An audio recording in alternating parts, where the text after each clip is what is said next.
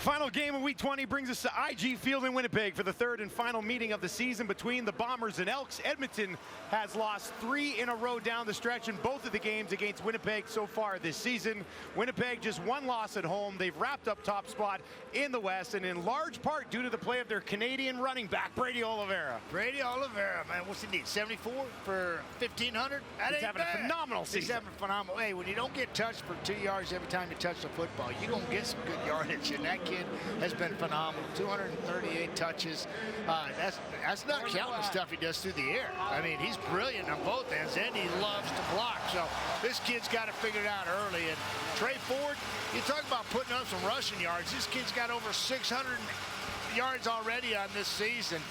And he's really given the word that you hear around the Elks organization, that football team is hope. Chris Jones has now got hope for the future of his football team. 0-9 is how they started the year. They are 4-4 since then. 2-6 on the road this season is Edmonton. On the other side, 12-4 on the year. Clinch for 7-1 at home. Another outstanding campaign put together by Mike O'Shea. Only home loss this year was to BC. They've won 6 in a row at home, and they are 8-2 in their last 10, looking to finish the season strong is the plan for Edmonton as they get set to wrap up. Another huge crowd here at IG Field, and why not when you've got a team that's done what the Bombers have done in front of you again this season. No question, a lot of consistency here for this football team, looking to right the ship on a wrong last year that they felt let one get away. And if you're an Elk, that's a football team with a whole lot of questions to answer this offseason. Talking to Rick Lawlisher for the football game, he and Tommy Richards, president of that board over there. They've got a long offseason in front of them, I believe. There's a few meetings coming up, I think, in Edmonton over the next couple of weeks. Dean Faithful will get us started here in Winnipeg, and we are underway as he drops this in. Bounces at the 15. Janarian Grant scoops it up. And Janarian Grant will bring it back up to about the 30 before he is stopped in his tracks by Edmonton's special teams unit. There's a look at Zach Collaros putting together another outstanding campaign. Yeah, he is. 32 touchdowns and 15 picks. I like that, how that balances out. He's been special once again. I think he's 30-3 or something like that at home. Quarterback in this football team.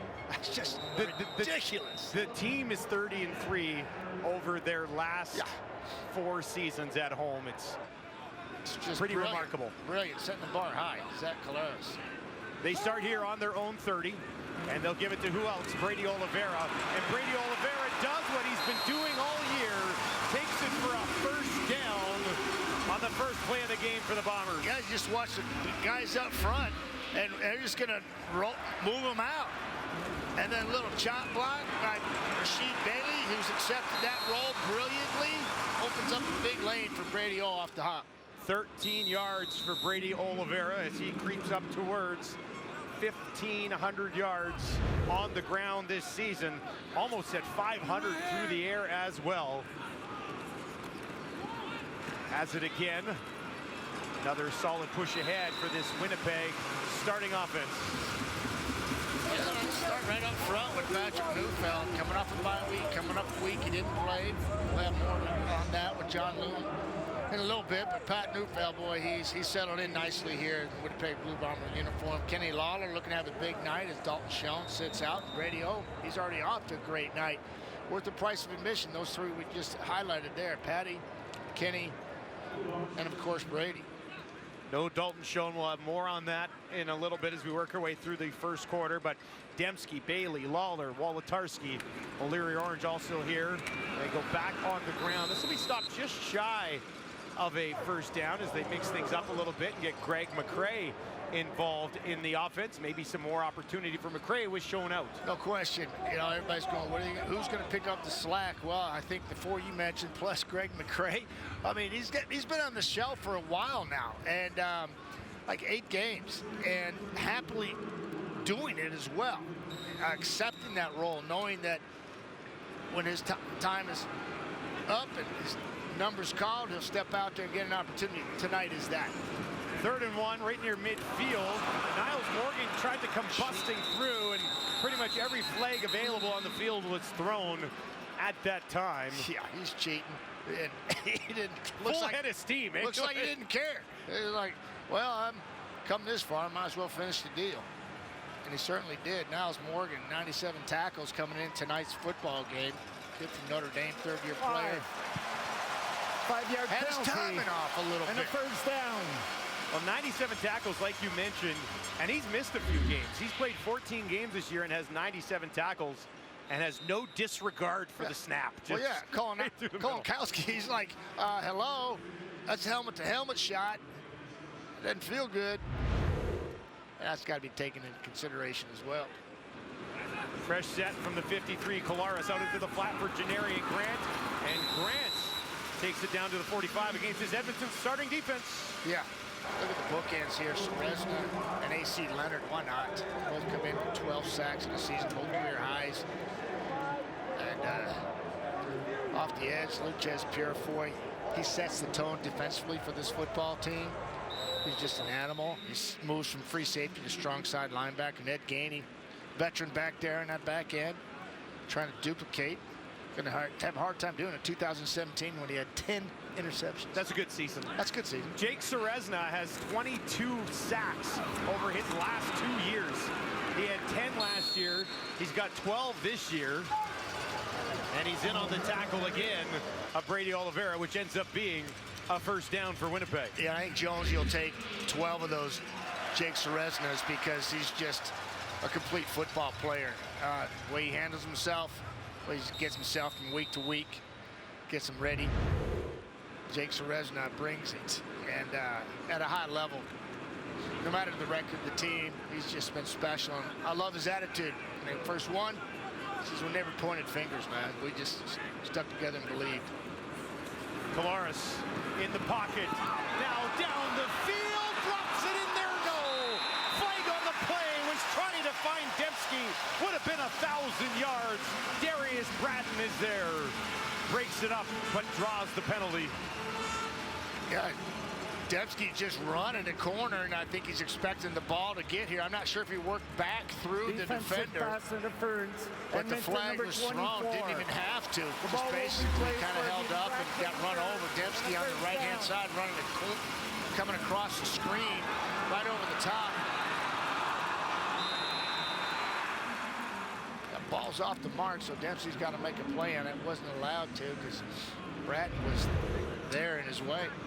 Darius Bratton, first-year Elk, wrapping up his rookie season here out of Virginia. Prukop into the game from the Edmonton 2.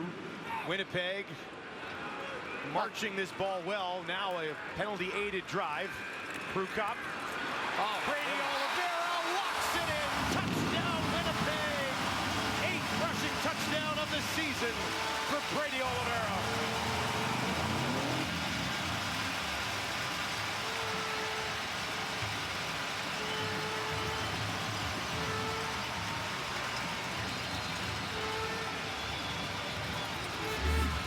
Brady ball early here. Just a little cross motion, freezes the defense a little bit, and Brady just kind of picks a hold and go through, pick one. 20's got no problem doing that this season. He does, and waltzes into the end zone. Winnipeg made that look pretty easy. Of course, a little help from Bratton. On the PI, down to the 1, and it's a walk-in from there. Chris Jones trying to get things settled with our head official down there. A rare smile from Chris Jones in that conversation. You never know. You never know what could happen, so enjoy them all.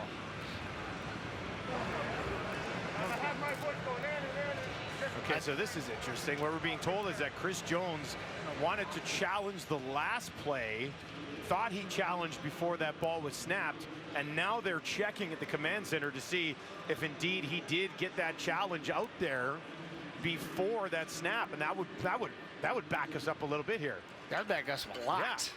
Yeah. Let's take a peek at this. Yeah. On the right side of your screen. There's the flag being thrown. Red flag. It's a pretty good throw. That's a great throw. I got to think that's probably about a good 30 yards. Jones even working on his arm.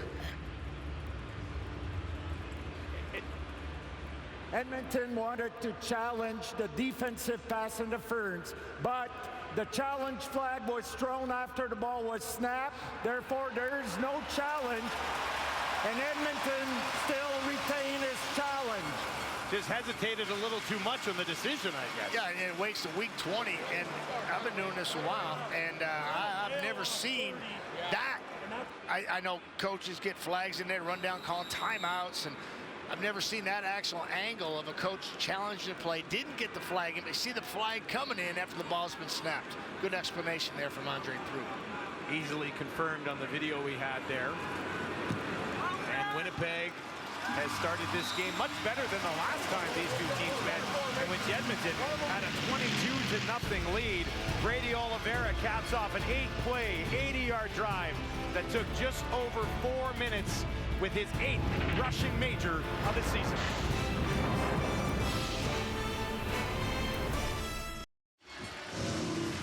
Welcome back to IG Field in Winnipeg, where I don't know if you can really drop a more efficient drive to start a football game. Yeah, I don't think Winnipeg developed any new plays over the bye week. It looks like they just more of the same. Let's just continue to pound and follow the big boys up front to the end zone with a little help from our friends in the back end for the Edmonton Elks, drawing a defensive pass interference and a walk-in touchdown. Stanley Bryant showing Brady Oliveira a lot of love, as they should. A lot of love for each other. This football team's been together for a while. They do it consistently, better than most, and that was a perfect example of it. 25 carries, or 25 yards on 4 carries and a touchdown for Brady on that initial drive of the game. Alexander on the return, trying to find some space on the outside, but that does not work. He's forced out of bounds on their first touch of the ball game. We will get a look at Trey Ford really helping Edmonton find their stride in the second half of the season. Can he finish strong today against the Bombers?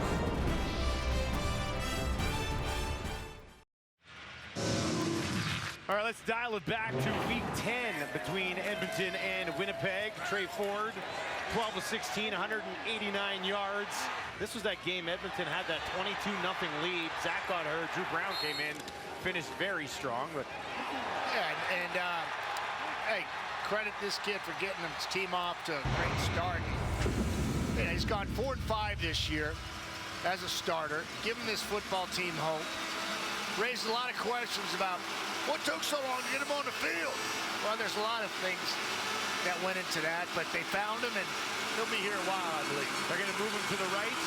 Now he hesitates, in trouble. Ball pops up. Big Hill's got it. And a Big Hill down to the 10-5. Touchdown, Biggie, as he takes it home for the Bombers. A disastrous start for Ford and the Elks.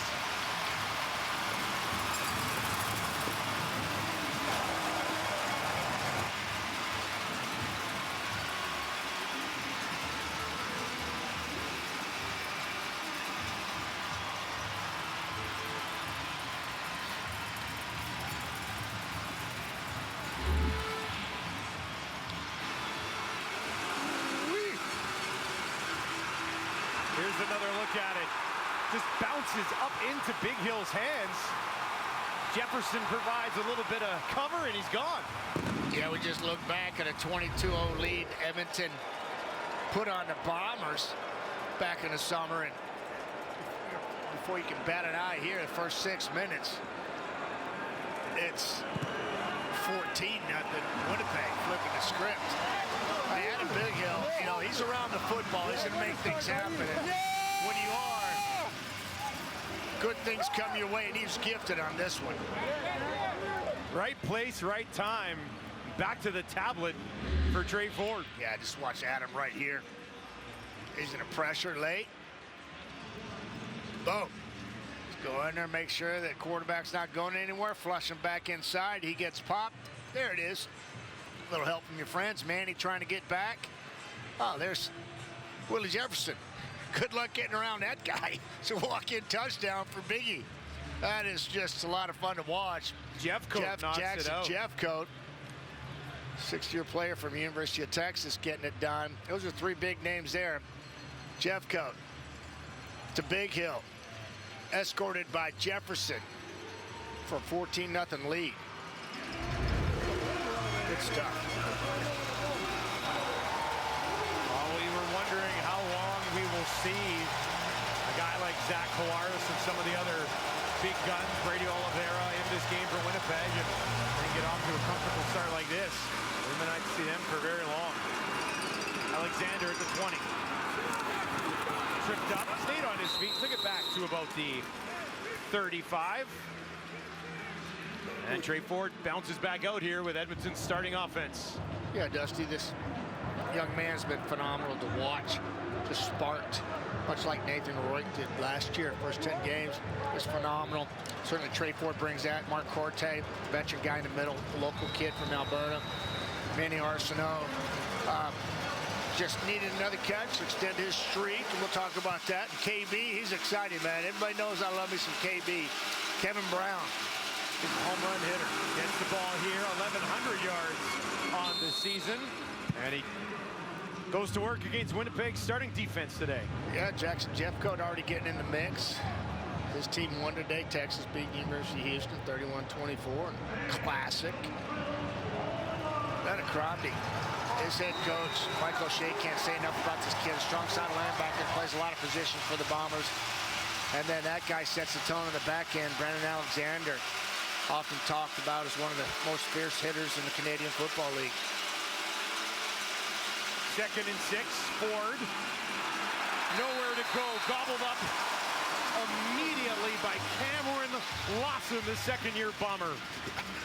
Yeah, Lawson just, I don't know, is that a quarterback sack, or did he actually move the chains? Yeah, I'm not sure, but that's a heck of penetration there by the big man. He's getting double teamed, then he gets off of it, and throws Corte aside, and swallows the quarterback. That's huge. Lawson just getting it done early. That's a sack. That's 5 on the year. That is a sack. That's 5th awesome. sack of the season for Lawson. Well, an inauspicious start for the Elks here, that's for sure. Not what you were hoping to see in your final game of the season as far as starts go. Grant takes this just outside the 30. Grant looking to find some space just shy of the 45 with the return on the far side of the field. And the Bombers are bringing in on both sides of the ball. Lawson, sack number 5 of the season.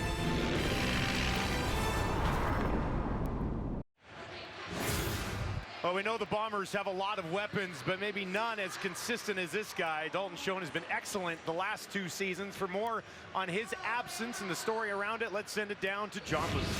Well, thank you, guys. Kenny Lawler was one of several Bombers who watched the BC and Calgary game last night and really hoped that they were able to control their fate by winning tonight instead of going to bed last night, having clinched first place. But having said that, there's still plenty of incentive for tonight as a playoff tune-up. And for Lawler, Kenny Lawler, facing his old team, there's that excitement.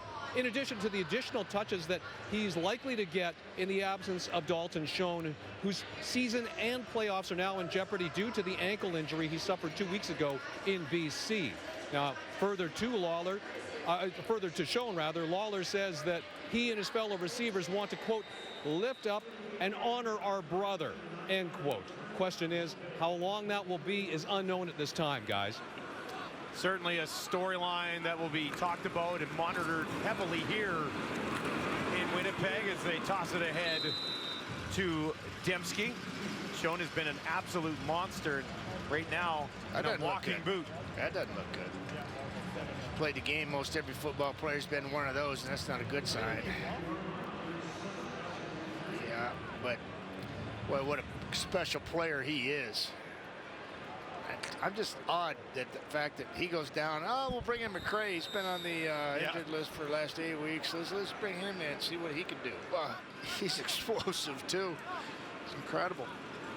26 touchdowns in the 2 seasons for Schoen. Back to Dembski here again, and this might end up being Prukop territory. Yes, looks like Noah Curtis brought him down there.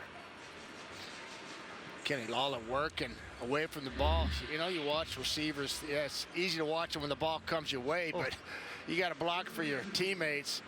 That's the way to get it done. 89. Maybe that spat goes back to last year, baby. Take some of that. Some of those former teammates. This kick, it was 3rd and 2, so that he's opt to boot this away. Bounces back up towards the 25. Grabbed there by Cobb and forced out of bounds. Edmonton trying to get on track against the former Elk, Kenny Lawler, and his Winnipeg Blue Bombers.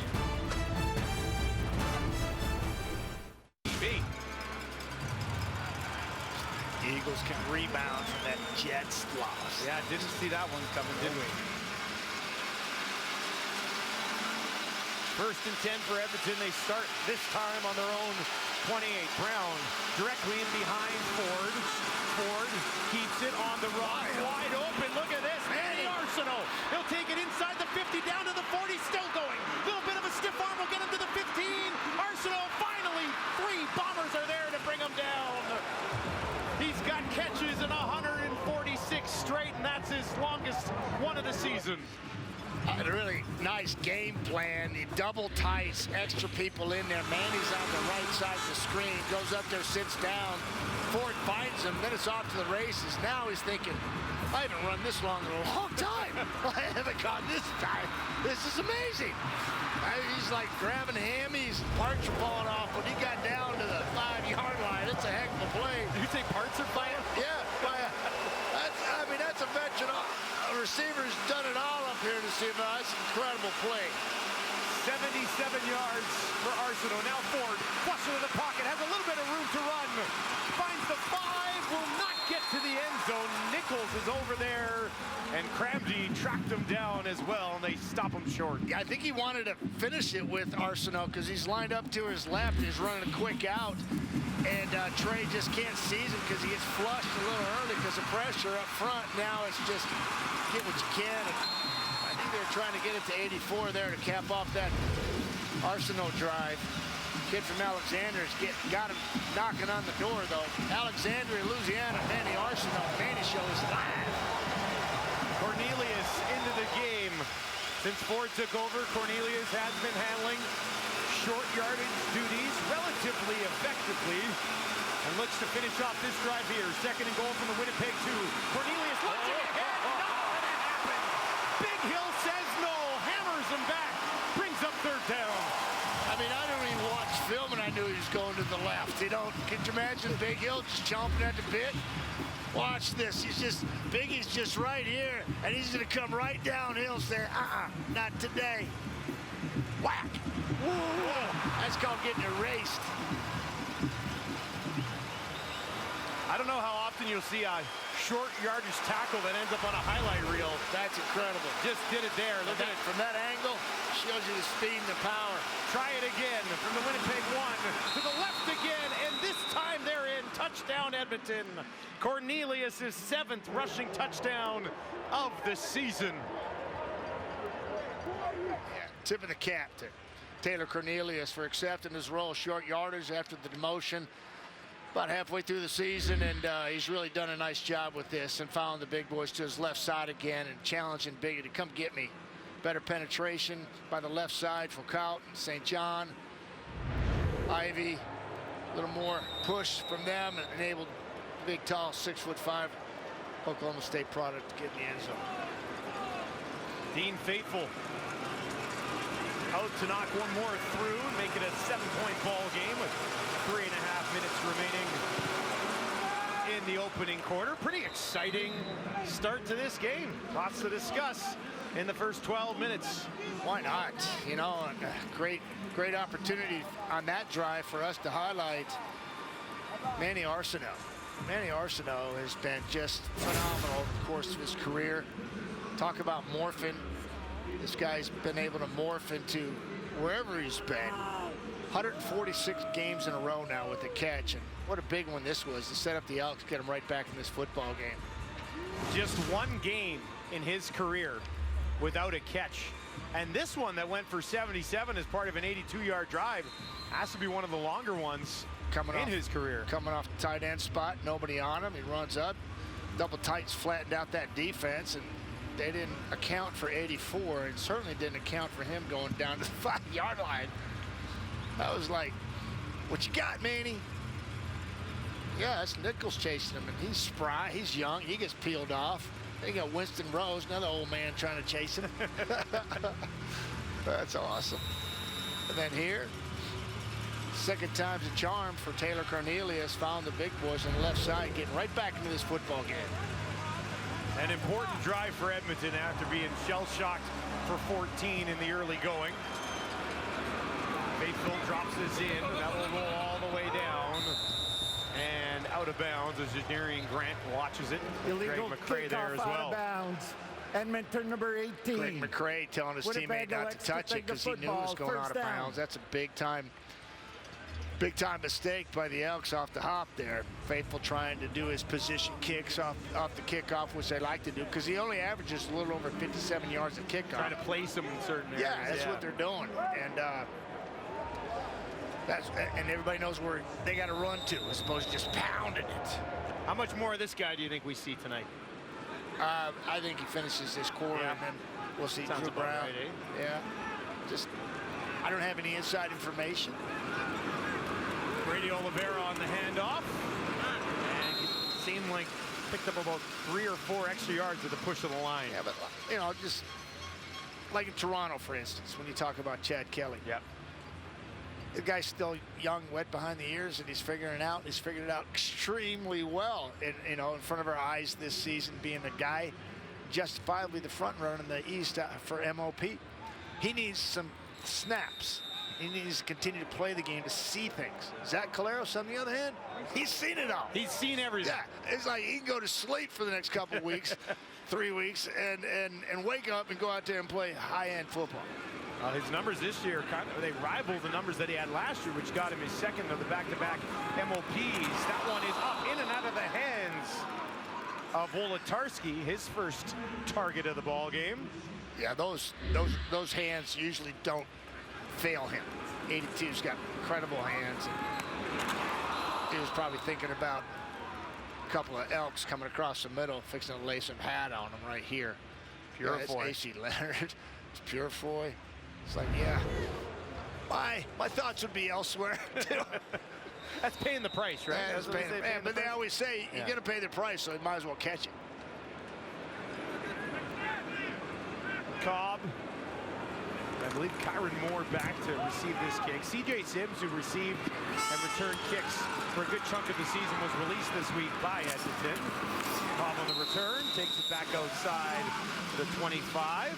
Trey Ford has 1 completion in this ball game. He's 1 for 1 for 77 yards. That was the big one to Arsenal. But really a chance for him to settle in here now into this game. Yeah, I agree. Yeah, and I mean, if you're watching that kickoff and that return there, you saw Redden Cranby on the tackle. So yeah, Redden, don't come off the field. You got to cover. You got to play defense now. That's the way it is in the CFL. Trey Ford trying to wear him out. They'll start on their own 26, down 7. Thank you very much for joining us here. Week 20 action on TSN. Handoff to Brown. He's got some room. Brown turns it upfield at the 40, trying to escape through a hole, and he'll eventually be tracked down and yanked down out of bounds. Flags coming on the tackle.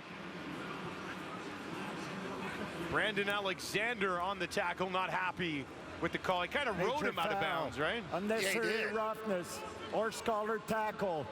Winnipeg number 37. 15-yard penalty from the end of the play and a first down.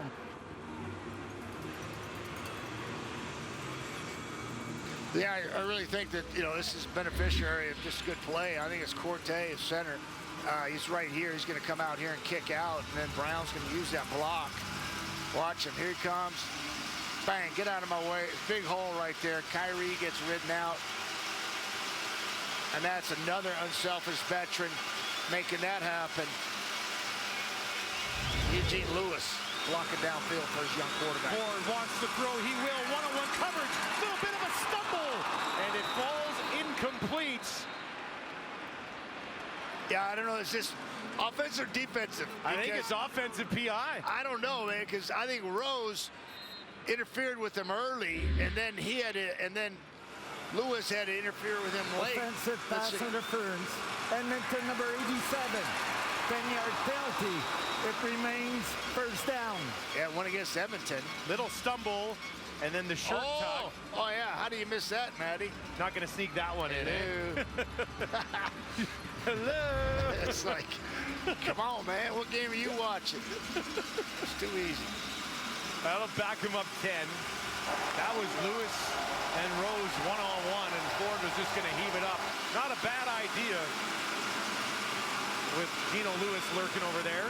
They'll line up one-on-one again at the top of your screen. Ford now, draw to Brown.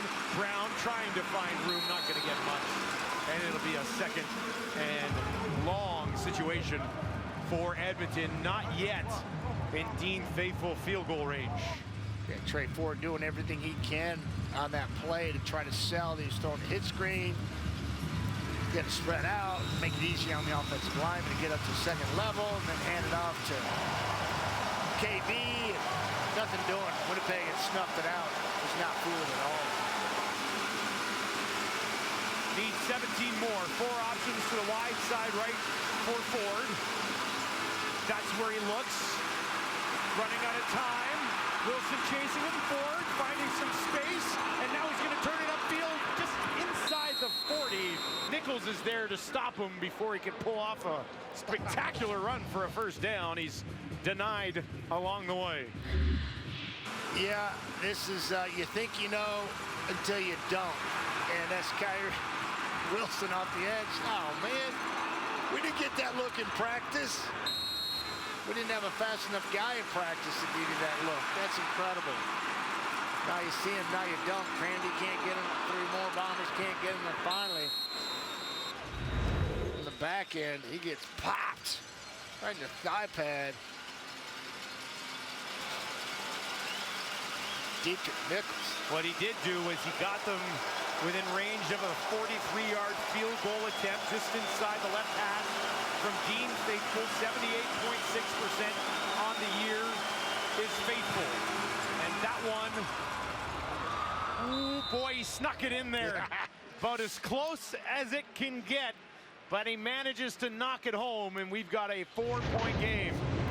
How about 24 points in that first quarter? Hey, if you're on the over, you love the first quarter tonight. Exciting game between Edmonton and Winnipeg shaping up. Bombers to a 14-0 lead. The Elks have clawed their way back and trail 14-10.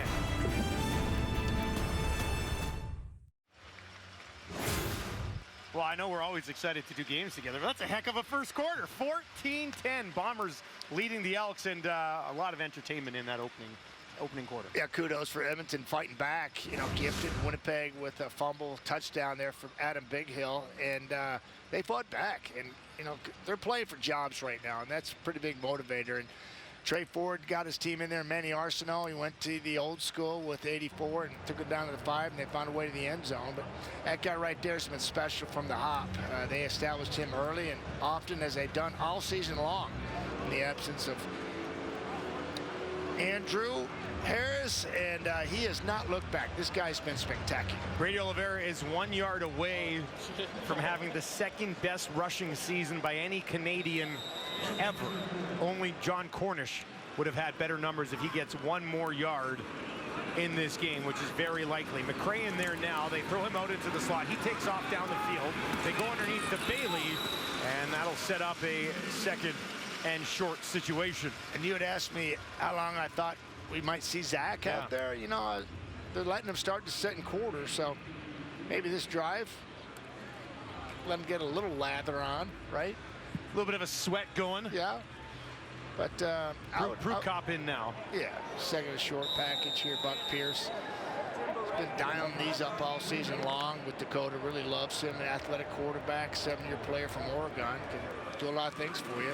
Certainly got breakaway speed. And he hangs on to the ball here. Got spun around a bit, but picks up a first down for Winnipeg. Yeah, just another example of people buying in. Dakota Prukop comes over here, 7 years in the league, and happy to take over a third spot on this roster because he knows that he's got an opportunity to be at the big show at the end of the year and be in a great room, great players and teammates, and sets up Brady Oliveira really nicely on this one. Collaros with time goes to Dembski, and Dembski stopped just shy of the Edmonton 50. A little check down Charlie action going on right there. Zach just sees him right there. Why not? Dembski has the gift of making people miss, but Elks rallied to the football there. Had about 4 guys take shots at number 10 right there. Dembski closing in on a 1,000-yard season, needed 21 coming into the game. He's got 15 right now. We'll monitor that situation. Brady Oliveira in behind Zach Collaros. They give it to him, needs a yard. He's got a yard, and he's got more. Gets it in style, takes it down inside the 40, and only John Cornish has done it better than what Brady Oliveira has done this season as a Canadian star in the CFL. Yeah, just going to wash him down, kick out. He's got Jackson coming over, responsible for the kick out block. Brady presses the hole, bounces left, and then hits another hole and up into the secondary. That's just fun to watch, and taking turns on coming across, being the hammer, setting up the edge, kick out block. Jackson on that play. This time they go to McCray, and he's tracked down from behind by Elliott Brown. Yeah, just watch this run here. You know, Jackson comes across your screen right there. Brady presses it, bounces, and then explodes into that hole. Oh, that's fun. The beneficiary of a lot of work up front by a lot of people, just not the offensive line, but a lot of receivers and teammates too. And he's such a humble guy. He does it right. He's a leader in that room. They can't say enough about number 20. 7 100-yard games this season for Brady Oliveira. Has 3 100-yard games in his career against Edmonton. Collaros behind McCray. And that one will bring up 3rd down, but there is a flag on the far side of the field. Yeah, it's Lawler. I think he got impeded over there. Illegal Watching contact him. on receiver. Edmonton number 5. This is a 10-yard penalty that will result in a 1st down. Good matchup out there. Gainey and him going at it.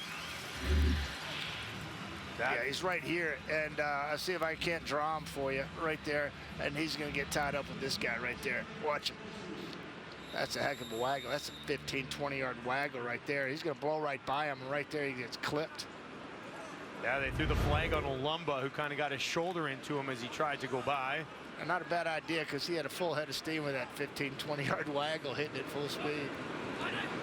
Down to the Edmonton 28. And flags again as that ball is snapped to Zach Collaros. Offside.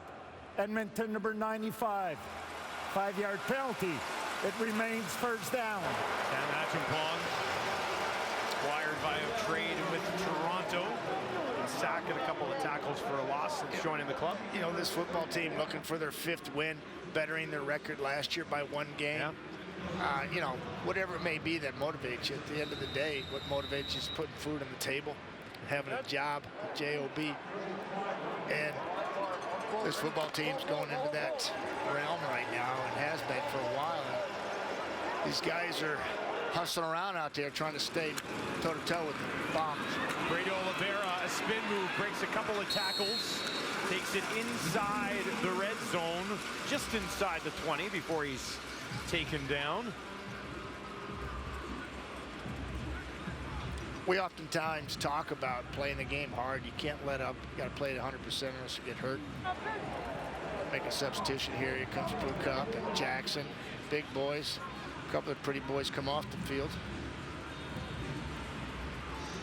When I say that tongue-in-cheek, you know, I just say that, you know, I say, I've been called that, you know, and you take offense to it because, you know, you're just a football player. You like to play hard-nosed football, but they send the big boys in, and I get the pretty boys off. So. not the case, man. Not the case. Big boys can be pretty. Yeah. Oh, yeah. It's two-way street right there.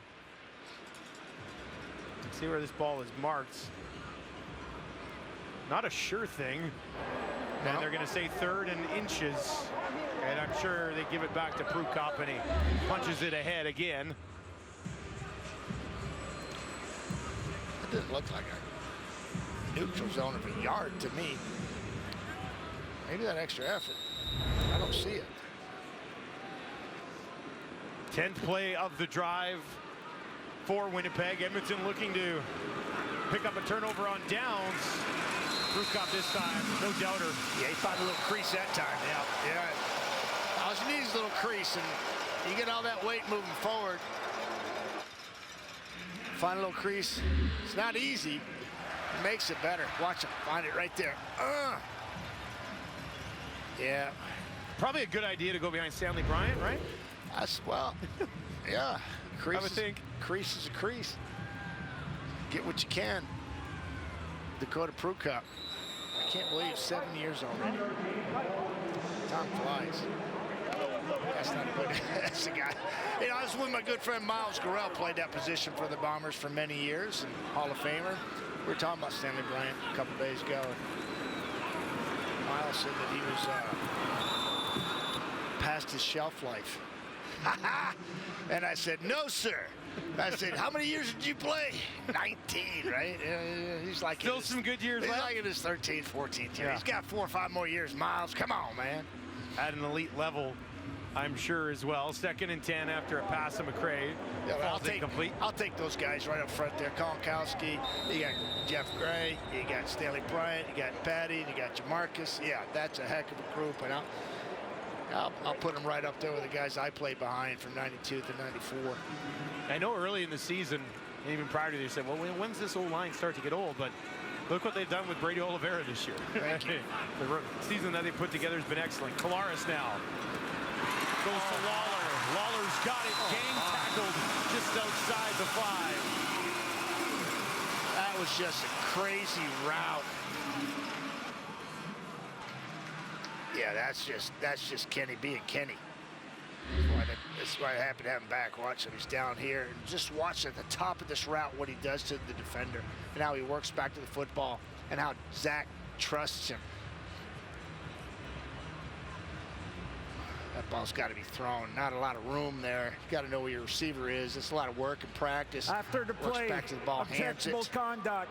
Winnipeg number 51. Uh-oh. The foul Jamarcus coming in here late. It will be a 10-yard penalty. He's going to take somebody and chunk him off the pile, I think. It will be second down. That's what it looked like. And that's a foul when you're that big, right? You pick somebody up and throw him, move him a little bit.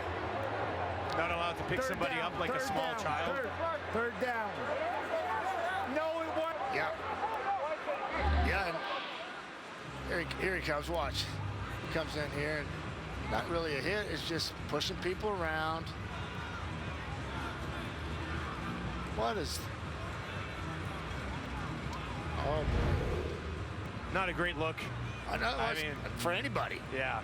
That's not a lot there, right? No. I would expect my offensive lineman to come help, right? But that's not a foul. Clear off the pile a little bit, right? Like, to be honest, like in that situation, if you're going to call a flag, you're going to have to throw a lot more flags. Because that happens quite often. This is football. I know it's after the whistle, but who knows what that kid was doing inside that pile. Maybe Jamarcus saw something we didn't. 24-yard field goal attempt for Castillo. Firing along just under 90% on the year. You know he's going to knock that one in pretty much every single time. Bombers on top by 7.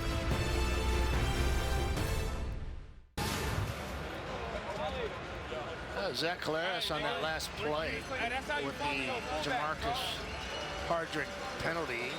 Not happy. Thought he had a first down, and then the penalty happened. Ended up kicking the field goal. Widen your lead a little bit here. Dembski hobbled off the football field. That's concerning. Ford near side. Gino Lewis comes back to it, and he's got a first down for Edmonton. And Trey Ford has his second completed pass of the game, 2 for 2 over 90 yards. Yeah, and I like what I see here. Shannon Brooks stepping in there, blocking for his young quarterback. Brady throwing on time to Eugene, moving the sticks. Just an out route. As long as he's going to be asked to throw an out route in the CFL. Opposite hash to here. A lot easier now because it used to be 17 yards wide. Now it's only 9. But regardless, good pass completion there by number 2. Hand it off.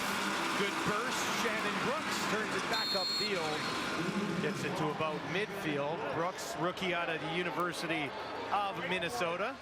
When he has an opportunity this year, he's averaged about 5 yards per carry. Tough to get the ball with Kevin Brown having such a phenomenal season, though. Yeah, but you know, I talked to Jarius Jackson earlier in the week, offensive coordinator, about Shannon Brooks and Kevin Brown, who we're seeing right there. And they like what they have in those 2 young backs. Nice 1-2 punch, yeah, right? Really. There's a lot of that in the CFL this year for sure. Brooks now to the top of your screen, empty backfield for Ford, gets it away. Hot shot coming in there, and it's bobbled by Kyron Moore, who's having himself a nice first season in Edmonton, but couldn't haul that in, and that'll bring up 3rd down, and they'll be forced to kick it away. Yeah, good percentages, catch percentage from 67 catches and 85 attempts, and a lot goes into that, and that's one that number 3 feels like, I know he should have had, but I know when you go back and look at it as a quarterback, you're going to take the blame for that one because it was a little behind him and he could have spotted it differently. So, a lot of tweaking and tinkering going on 24/7 in this game of football.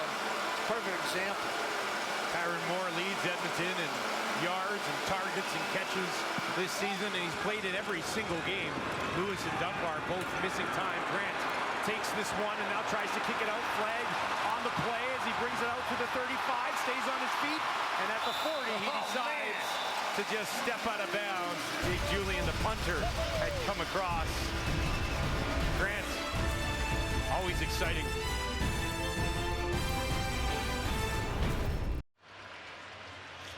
Well, this is a good sign for Winnipeg. Dempsey coming back out of the dressing room and seems to be okay. Let's take a look at what happened. He's right there. He's got zapped by the laser beam right there. Comes in there for a little block. And that's not a good sign if you're a Bomber fan.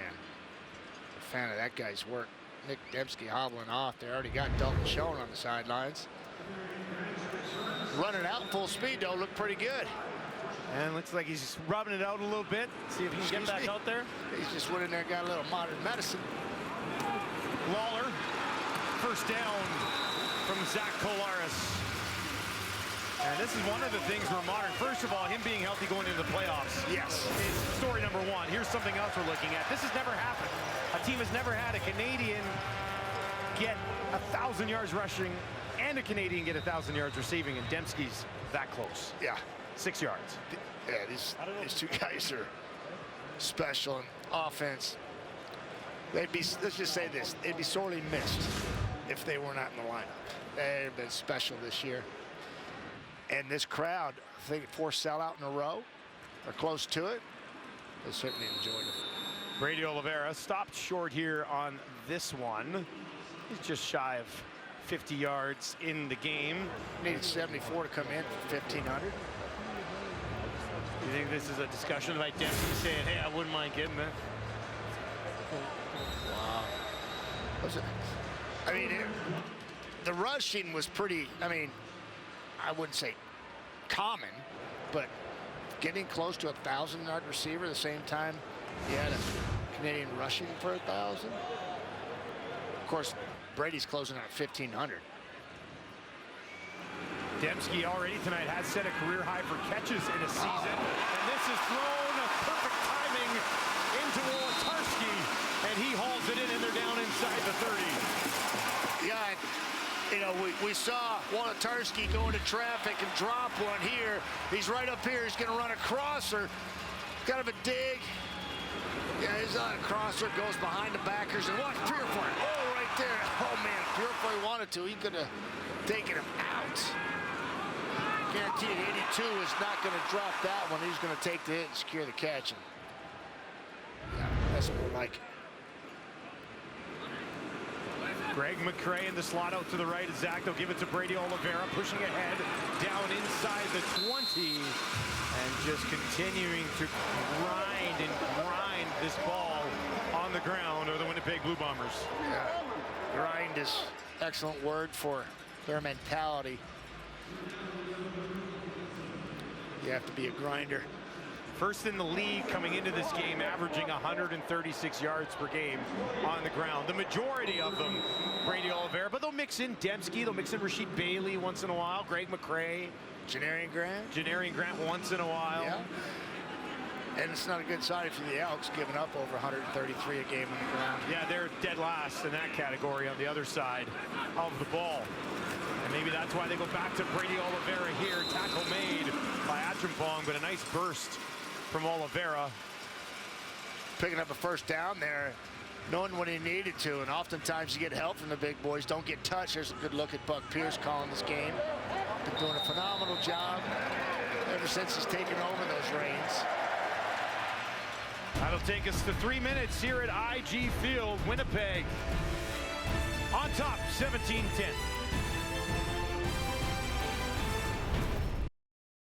Coming up at the half, we're going to give a little love to Nick Dembski and Brady Oliveira, trying to do something that two Canadians have never done on a team. We're going to talk about the Saskatchewan Roughriders, and I think JB is just as fired up for this game as he was the last, right, Coach?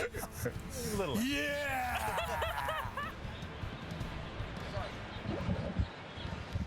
Winnipeg's dynamic Canadian duo in the spotlight coming up at halftime. Dembski not back in the game just yet, but he's been working pretty hard along the sidelines. Yeah. Situation will monitor. I'm sweating for sure. watching him work as hard as he's working down there. Kolaris. Wolotarski taken down by Gainey. Moving the sticks. First and goal. Little slant route. Zach looks left. Finds his sure-handed receiver to the right. Watch him look left. Bang, there. Snap here. Popping on him. Yep.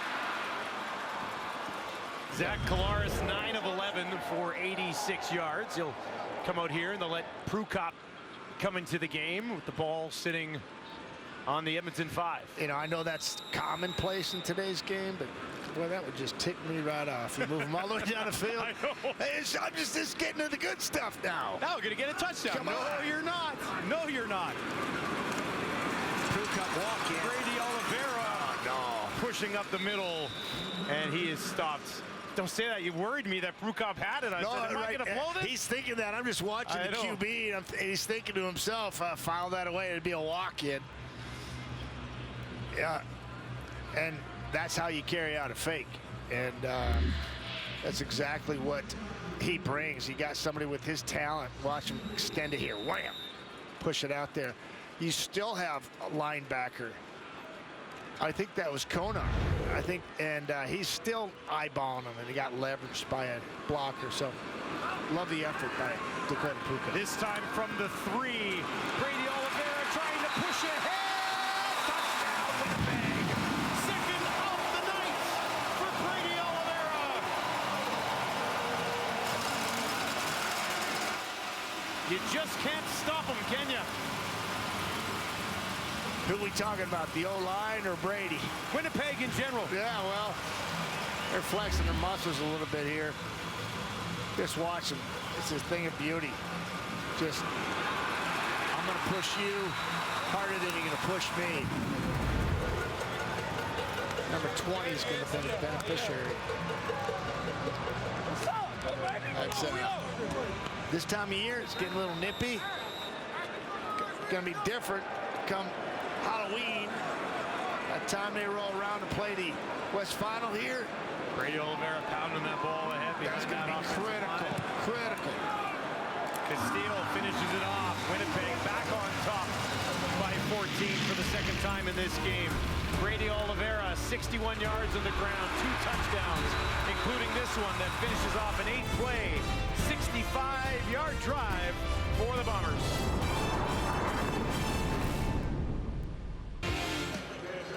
Well, that album looks terrific, doesn't it? Brady Oliveira has been terrific so far here tonight and pretty much all season. as steady as they come, no doubt about it. Even on the sideline, he follows this big offensive line. Hides behind him on They're the all sideline. sitting down, and he's behind him. Nobody's going to get to him. That's right. Alexander takes it. Spun. Cramdy's there to finish him off. Well, Trey Ford has been a very important and big season for him. For more on the young Canadian quarterback, let's send it down to John Luke. Yeah, thank you, Dustin. And as the Elks season winds down to its final 2 quarters and they look ahead to next year, Trey Ford gives the team and the fan base hope.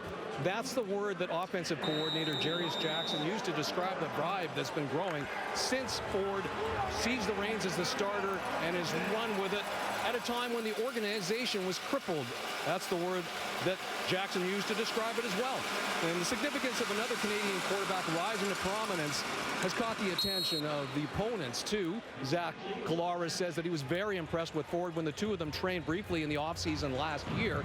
And Willie Jefferson says he really admires Ford's resilience, the fact that he waited for his opportunity and really ran with it and has excelled at it when he got his chance. Guys?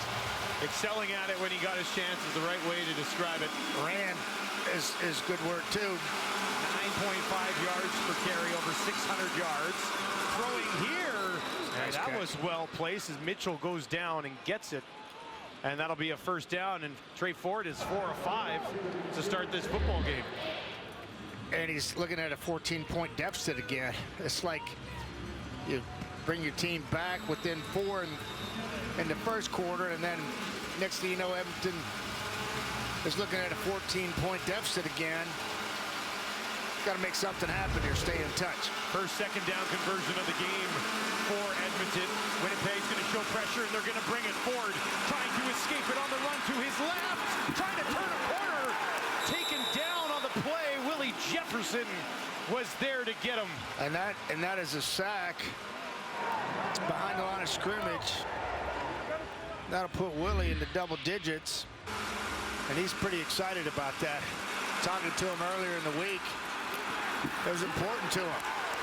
And he got all pieces of them, too. I mean, both shoulders. Look at that. That's just getting in. You see the grimace on Trey's face because he knows, eh? Oh, it's coming. This is going to hurt. Here we go. Lost 4 yards, second and 14. 3 options to the left for Ford. Looks that way, has some time. That one broken up, incomplete flag. It comes out. It was Jamal Parker who came over the shoulder of Kyron Moore. And that flag was thrown immediately. Yeah, and plenty of time on this one. Nice job up front by the Elks, giving Trey Ford an opportunity to work from the pocket. Nice little route by Kyron working back inside. Automatic first down. Parker looks like he gets there just a little bit early. Jumps on the back a little bit of Moore. Trey agrees. Early. Trey agrees. Yeah, all day. Fighting back here. Time ticking down. Quarter number 2. 51 seconds to work for Ford.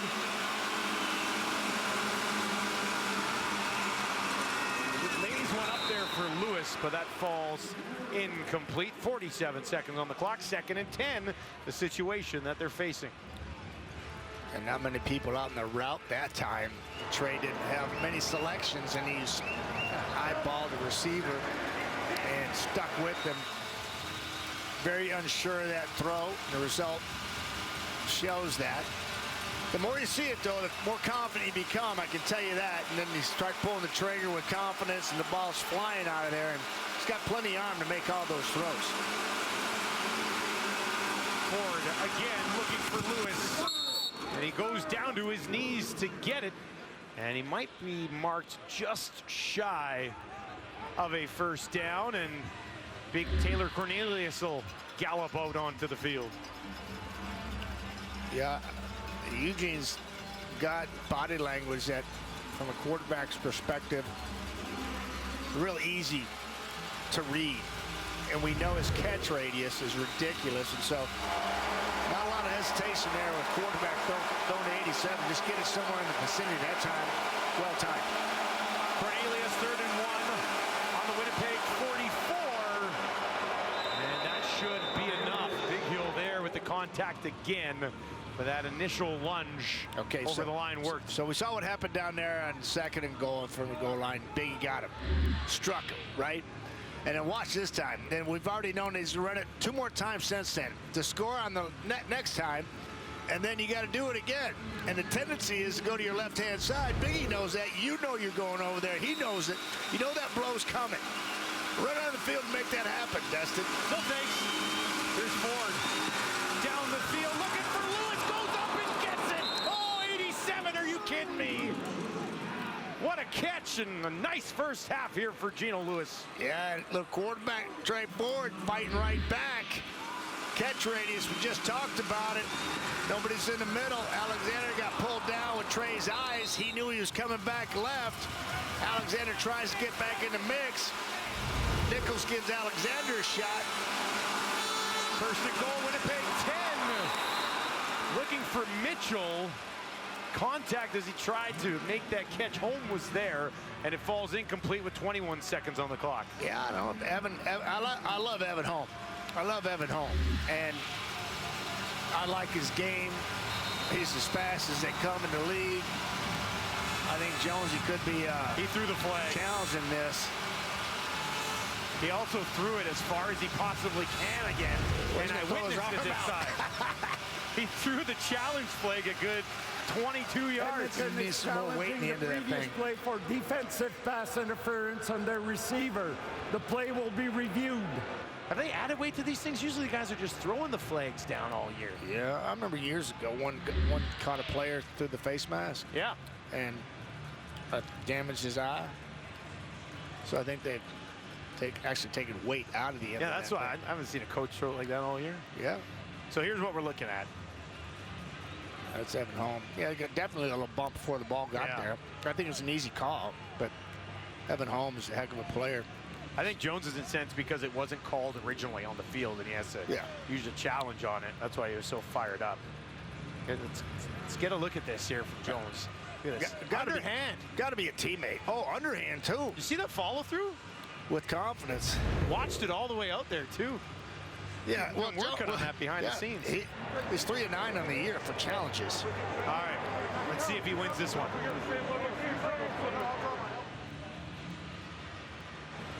After review, there was defensive pass interference on Winnipeg number 31.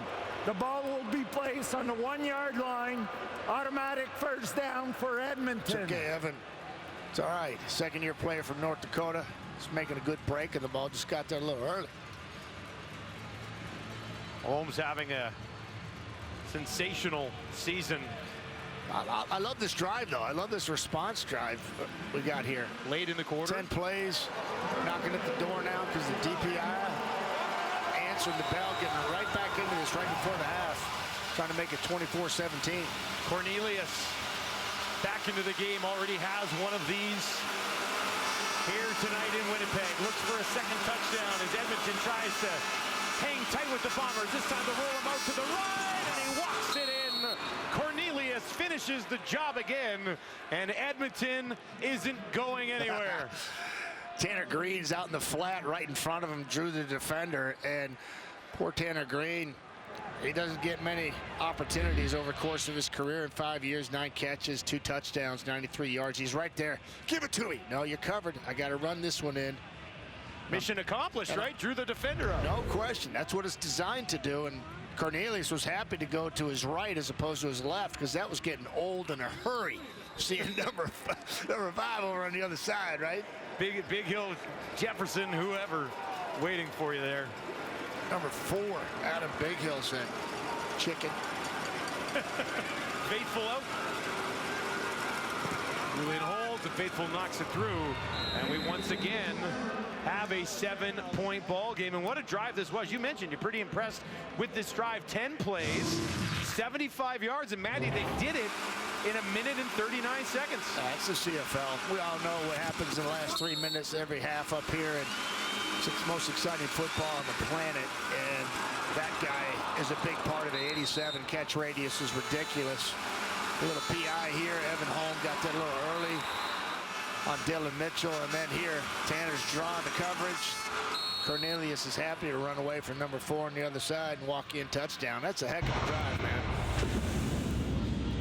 Last game for the Elks on the road against this football team, showing that type of focus. Not going away. Yeah, it's good. Purifoy. Lucas is honoring the drive as well. Lewis so far in this game, 4 catches for 60 yards. And Manny Arsenal had that 1 catch for 77. Trey Ford is 6 of 8 for 144 yards and has led a couple of touchdown drives as he chats with Daggy. Yeah, I'm sure. I think we're going to see some of Daggy too, Jared Daggy, before this game's over. Do you think so? Yeah, Sprinkling of Daggy in the second half? Yeah. I mean, this is an evaluation, right? No better time than against this football team on the road. See what you got. Get some valuable reps for next year. They know what Trey can do. Faithful going to bounce this in. Grant takes it cleanly on the one hopper. Runs into traffic at about the 35. Tanner Green, among others, in on the special teams tackle. Halftime discussion coming up. Kate and the crew. And oh, my goodness. Kate, good luck with those 3. Nails, Barker's got everything figured out, and then Lapo, he just put a pen in his hand, put some chalk in his hand. He's going to start drawing everything up, and Nails has got every inside scoop imaginable. Yeah, it's going to be good conversation. Get an old-fashioned chalkboard on board. Right, a little grease board action. That chalk industry took a huge hit over the last few years. I don't know, man. A lot of kids. I mean, those stocking stuffers, a lot of chalk drawings going Sidewalk on. chalk, driveways. yeah, big time. I'm saying, That's true. My kids love the sideway chalk. Yeah, absolutely. Now, good point, as always, Matty. Don't try that. Just a father and a grandfather. Brady Oliveira, 12 carries, 61 yards, couple of touchdowns in the first half. Par for the course. He needs 13 yards for 1,500. Leave him in there in the second half. He gets 13 yards, doesn't he? Yeah. I think you probably. We'll see. We'll see. I didn't think Colares would play the entire first half, to be honest with you. Yeah, well, Brady, you can mix in Drew Brown and Johnny Augustine if you would like. They're certainly capable. Yeah, I think that was just a well-played 30 minutes of football from both sides, other than the one fumble Jackson Jeffco caused and walk-in gimme for Adam Bighill on that play. But other than that, I thought it was a well-played football game. All right, Brady Oliveira, as you can see, with John Lou. Well, Brady, you are now second behind John Cornish for the most rushing yards by a Canadian. How does that milestone sit with you? Yeah, I mean, I'm proud, man. It's a proud accomplishment. I owe it all to my teammates. You know, they do a great job, especially that offensive line, the receivers blocking downfield, and then, you know, my coaches preparing me every single week. You know, Buck calling great plays, allowing me to, you know, have success. So it's totally a group effort, and I'm just thankful to have the opportunity to accomplish those milestones. Brady, even though this game has no impact in the standings, how inspiring is it for you and your teammates to see a play by Adam Bighill stuffing Taylor Cornelius near the goal line on that in the first quarter on that 2nd and 2? Yeah, it shows grit, shows toughness, shows fight. I mean, we want to win this game. I mean, it doesn't matter that the West was clinched already. We want to win games. We play this game to win games and to win championships. So we're going to come back out in the second half, compete, fight our butts off, and go win this game. Thank you for this, Brady. Thank you. Brady Oliveira with 2 touchdowns in an MOP-style season. Back to you, Kate, and the panel.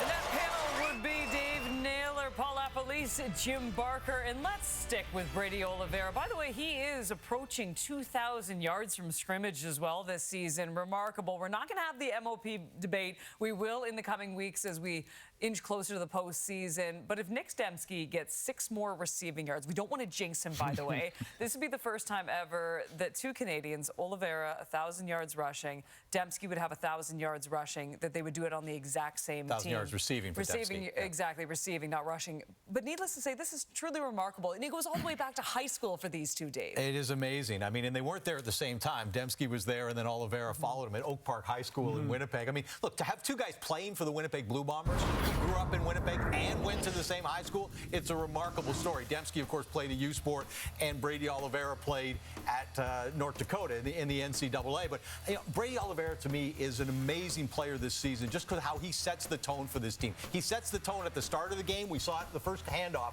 Brady Oliveira for 11 yards. We see it when the offense gets bogged down. They turn to Brady Oliveira. And when they get a lead and they want to kill the clock and grind the game out, they turn to Brady Oliveira. It's a remarkable, consistent season for him. And look, one of the reasons this has never happened before, the 1,000-yard rusher and the 1,000-yard receiver, both Canadians, I believe there's only been 5 Canadians that have ever rushed for 1,000 yards. And 4 of them are kind of in the last 10, 12 years, right? Andrew Harris, Jerome Messam, John Cornish, and Brady Oliveira. So we've kind of gotten used to it, but that's part of why this is such a unique distinction. Yeah. I had an opportunity to work with Nick Dembski, an outstanding football player, an outstanding individual.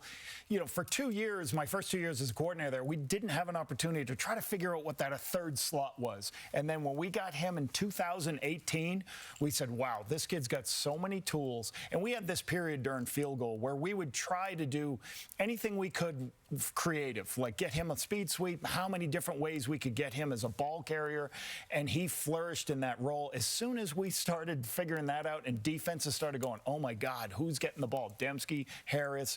He was a nightmare for defenses and just an outstanding individual. Now, I'll say this about the coaching staff, and it's important to Osh that Nick gets this. I saw early in that game, they were doing some run plays that are normally handed off. They were flipping it to him that gets him receiving yards. So everybody on that team wants them to get this record. Well, what I want to call that high school coach and grab that high school thing and see how he used these 2 guys.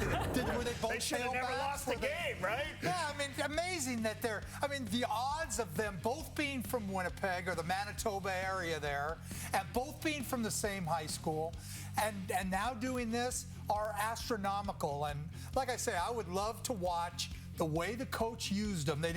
You say they didn't play together. I don't believe so. I believe Dembski played and Oliveira followed. Yeah. But it would be so fantastic now seeing what they've turned into, because Dembski he's a lot like that, that slot, the pinball type slot that was a running back, could be a running back, could be a receiver. He was a quarterback, I think, at one point in high school. Right, and Oliveira's your true power running back. So, like I say, I would love to look at that high school film and really see what that was about, because that is what a great story.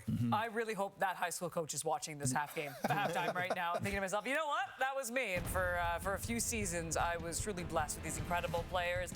Don't go anywhere. Coming up after the break, it was the Saskatchewan Roughriders season that didn't go to plan again. We're going to break it all down next.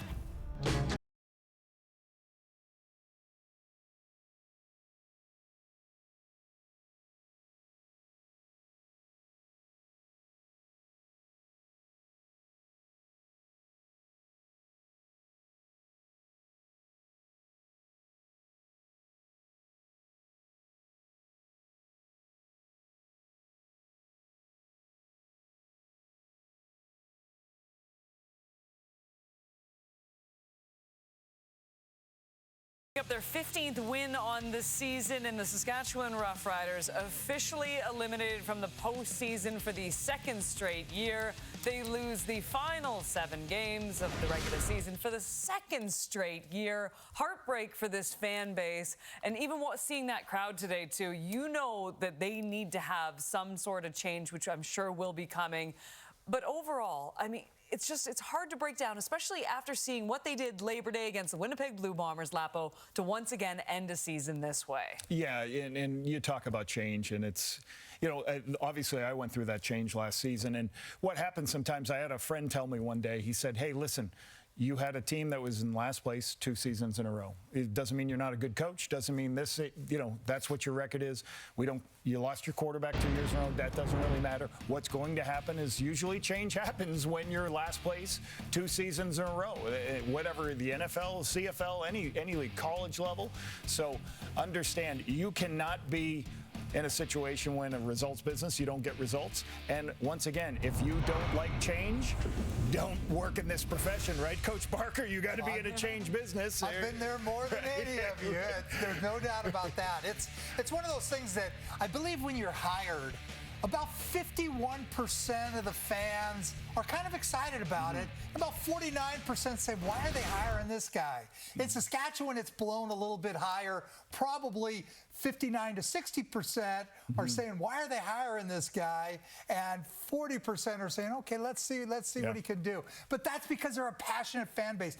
Kate, I think you hit it on the head when you said when you looked at the stadium and the amount of people not there.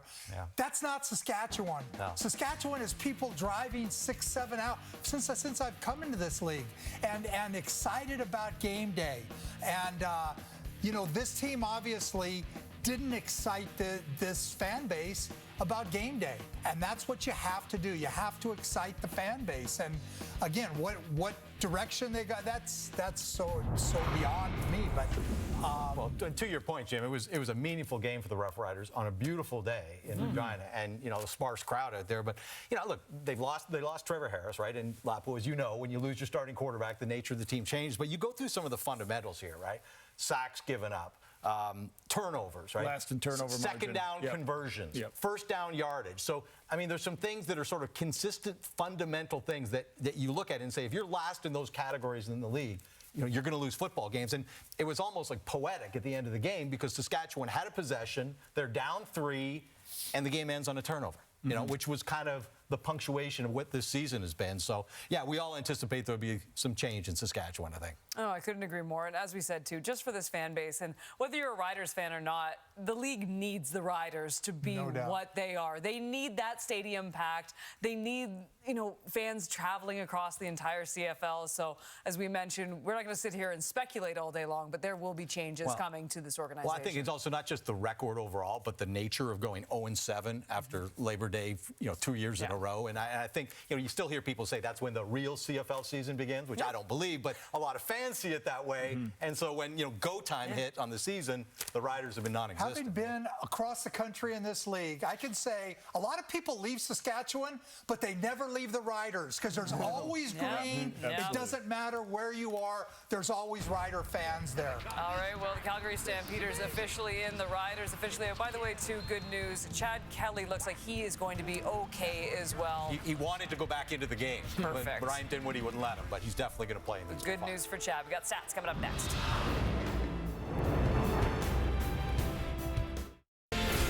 Even though there is nothing on the line, this has been a high-scoring, very entertaining affair so far, Dave Naylor. It has. We got a competitive game on the scoreboard, and we got a competitive game in the stat column. Edmonton 187 to 160. 77 of Edmonton's yards coming on one throw from Trey Ford to Manny Arsenault. As we told you at the break, Nick Dembski 6 yards away from 1,000 receiving on the season. Will he get it? Stay tuned. We've got second half action coming up next. Is that a clown on the field, Kate? It is. Interesting.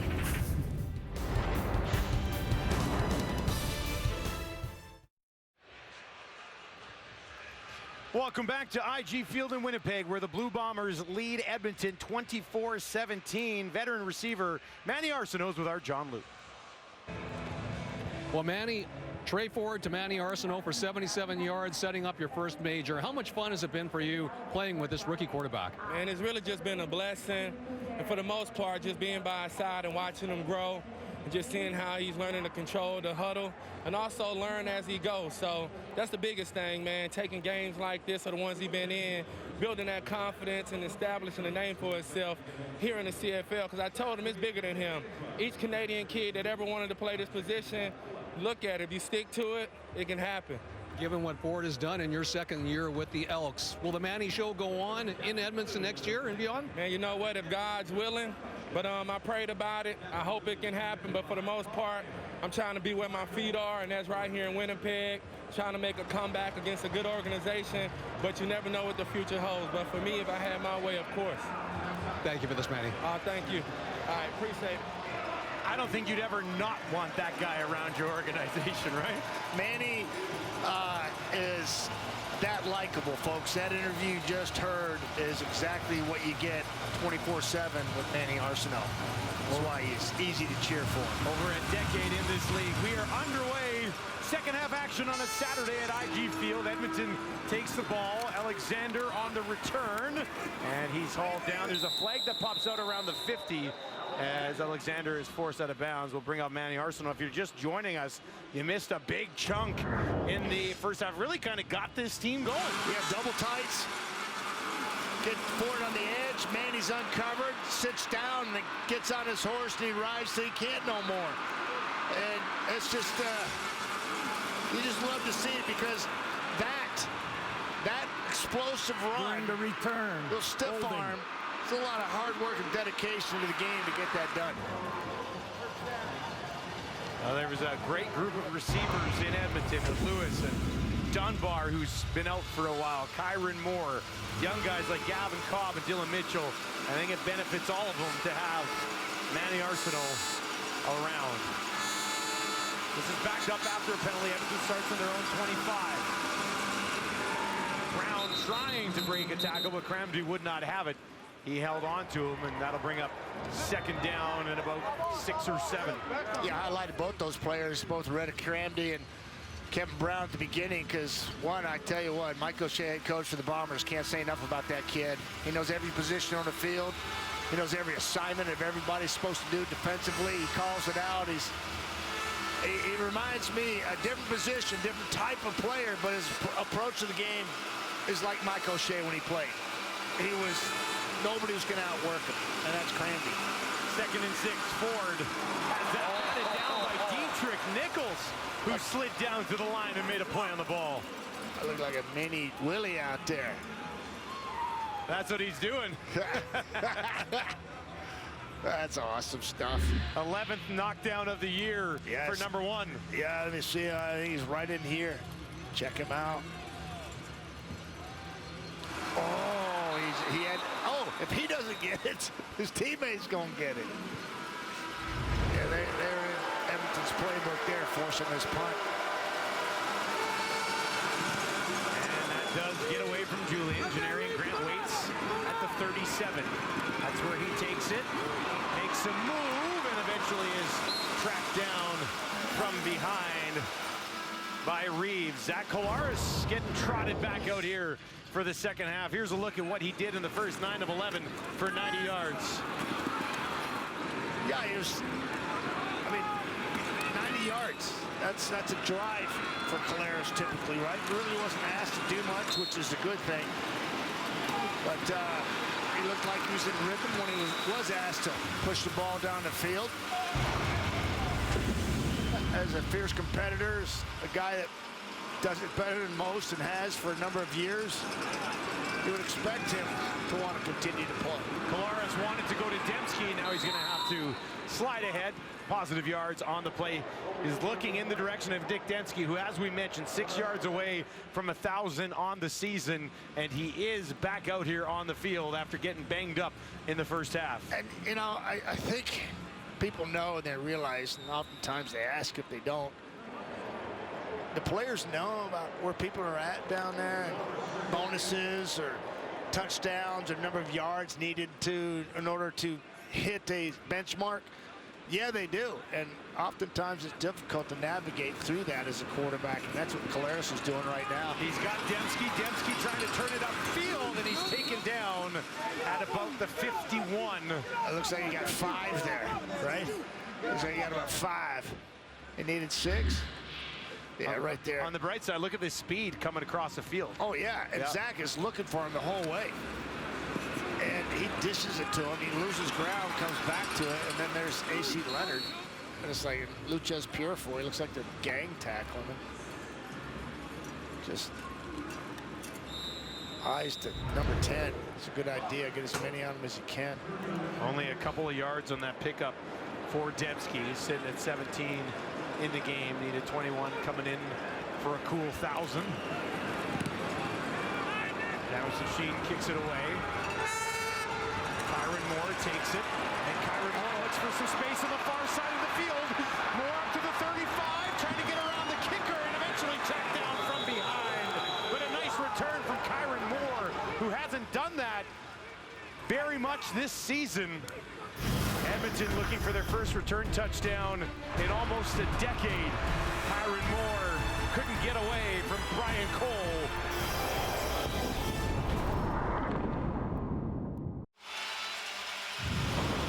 Let's take a look at what happened with Trey Ford in the first half. And you know what? Didn't start very well. As Jeff Coat knocks this loose, Big Hill takes it in, but he settled in after that, Matty. I thought he rebounded really well.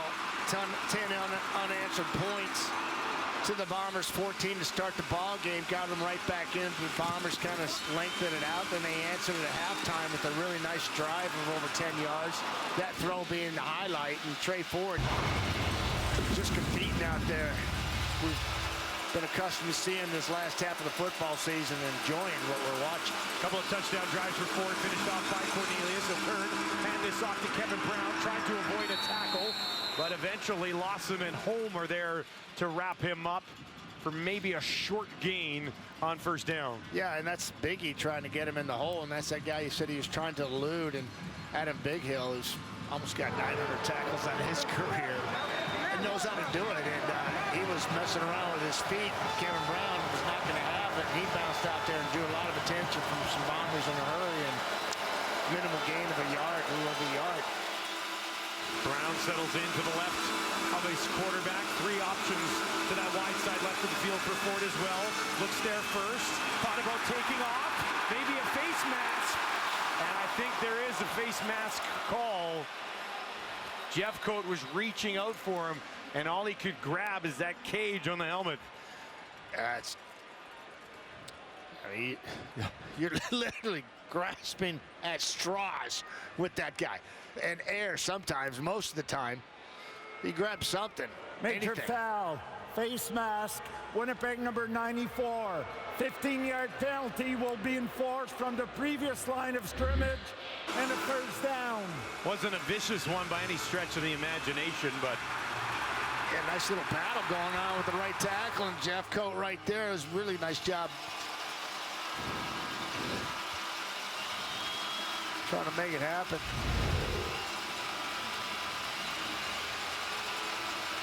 Moves that ball inside the Winnipeg 45. Ford, some last-minute instructions for his line, and his running back, who now popped over to his left. Three receivers to his right. Ford, far side, trying to lay back for it was Moore, and he couldn't get there as he worked against Jamal Parker, and that'll bring up 2nd and 10.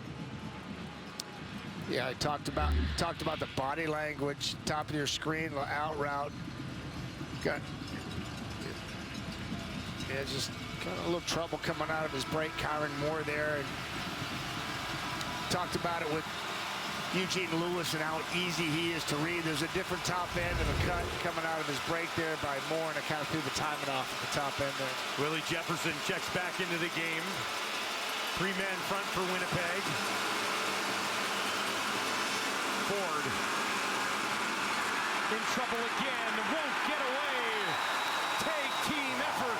Ricky Walker and Willie Jefferson, 4th sack of the game for Winnipeg.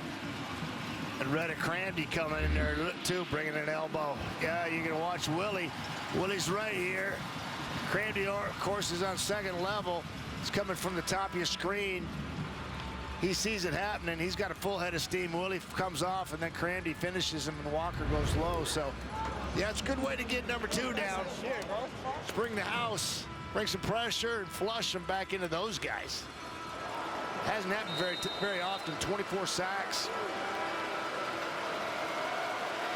on the young quarterback. Very elusive. Jake Julian set to kick this away from pretty much midfield.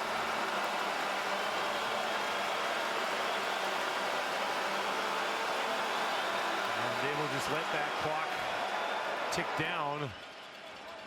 Back it up a little bit. Time count violation, Edmonton number 9. This is a 5-yard penalty. It remains 3rd down. Yeah, Winnipeg's onto their ways. Got some onside players in this formation, and they just let it click down. Putter down here. They're gonna, nothing tricky happening here. 3rd and 16, 17.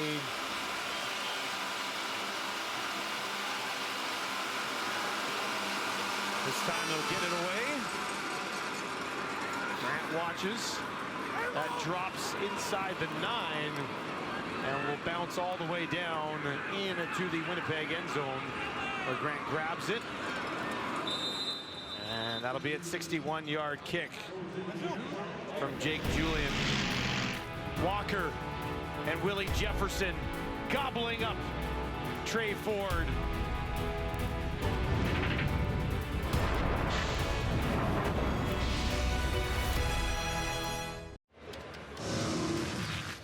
All right, let's take a look at one of the best to ever do it. Justin Medlock, 4th all-time in career field goal accuracy. Earlier this week, he was inducted in the Winnipeg Football Club Hall of Fame.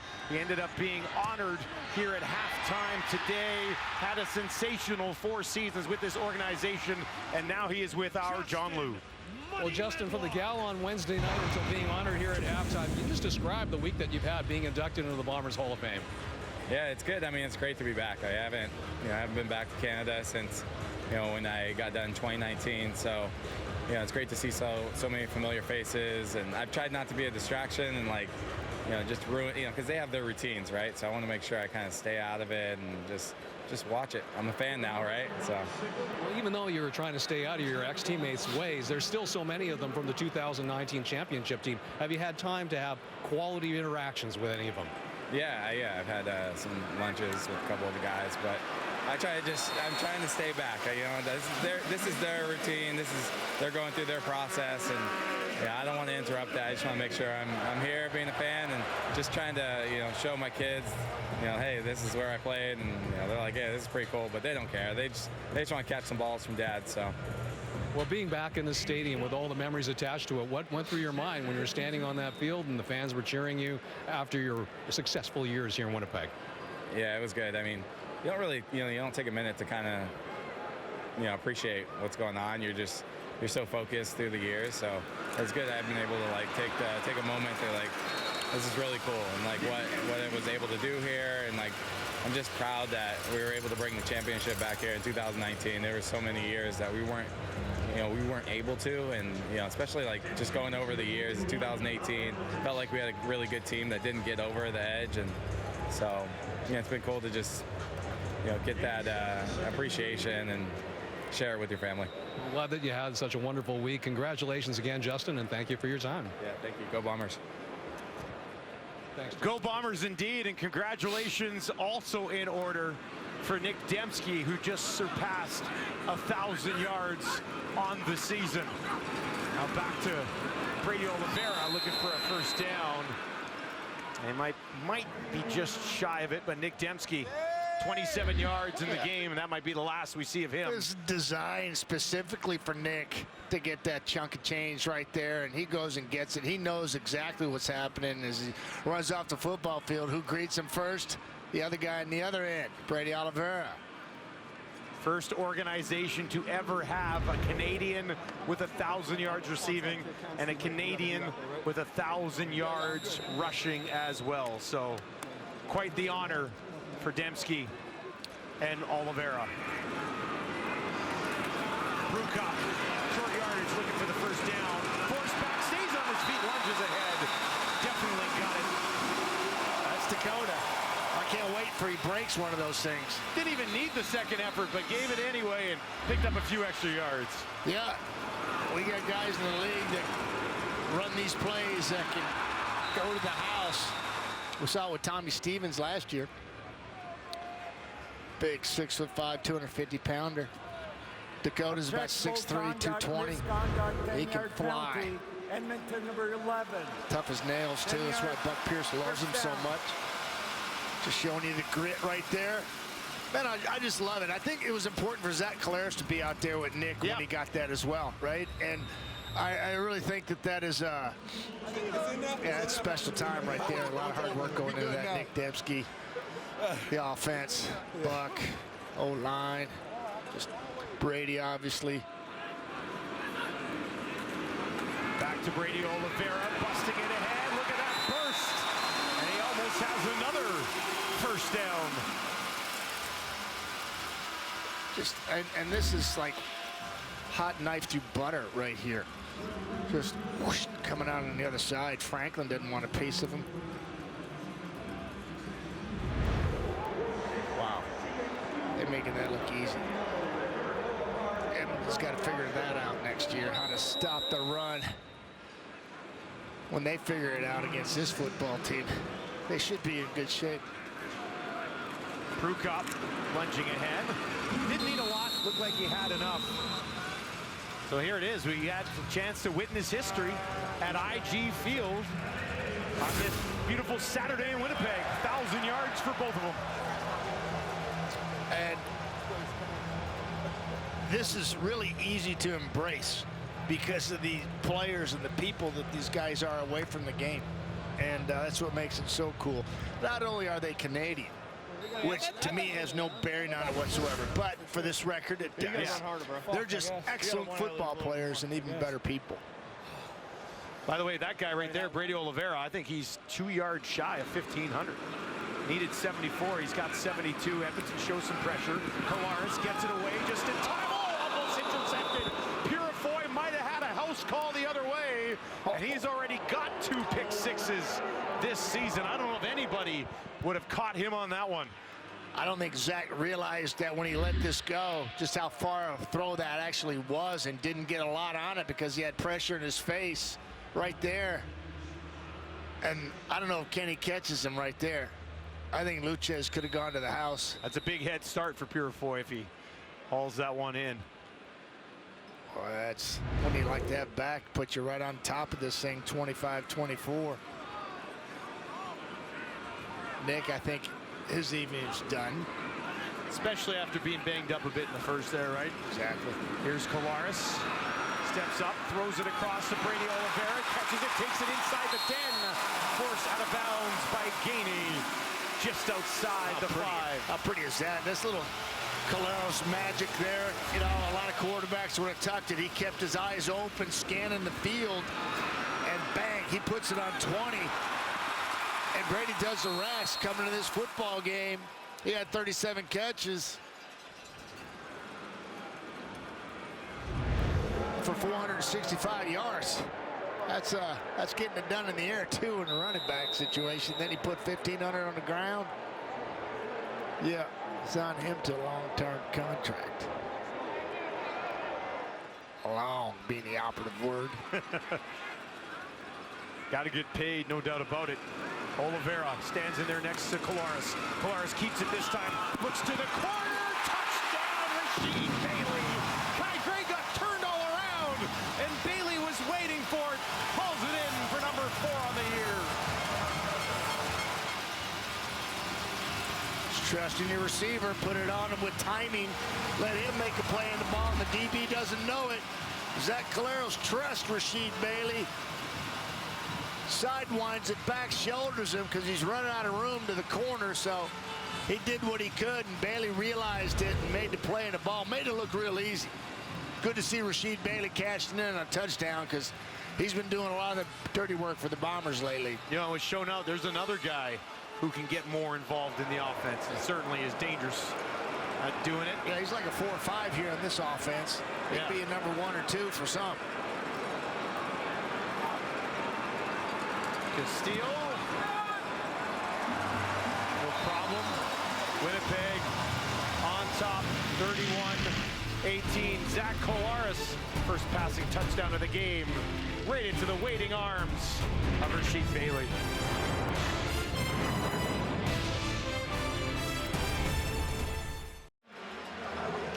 Well, Zach Colares ends up throwing a touchdown, but Purifoy could have had one the other way. Yeah, and it's funny how quickly the worm turns, and this could have been a pick 6 for Luchez Purifoy, and we'll never know because this happened the next play, or 2 plays later, and Bailey's catching his 4th and Zach's throwing his 33rd, and got a 13-point lead. You got to make plays when they come your way, and Luchez knows that one got away. Edmonton about to get the ball back, still certainly within striking distance after a 9-play, 70-yard drive that ends up in a touchdown took almost 5 minutes off the clock. Kick back into the hands of Deontez Alexander. Alexander tripped up just shy of the 40 by Nick Hallett. Bombers on top at home.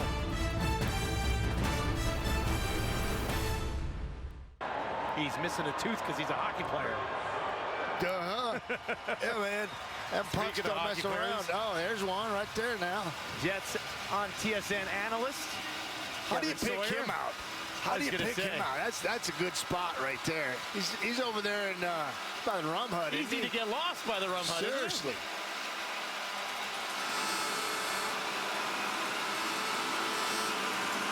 Two hockey clubs for these respective cities going at it tonight as well in Edmonton.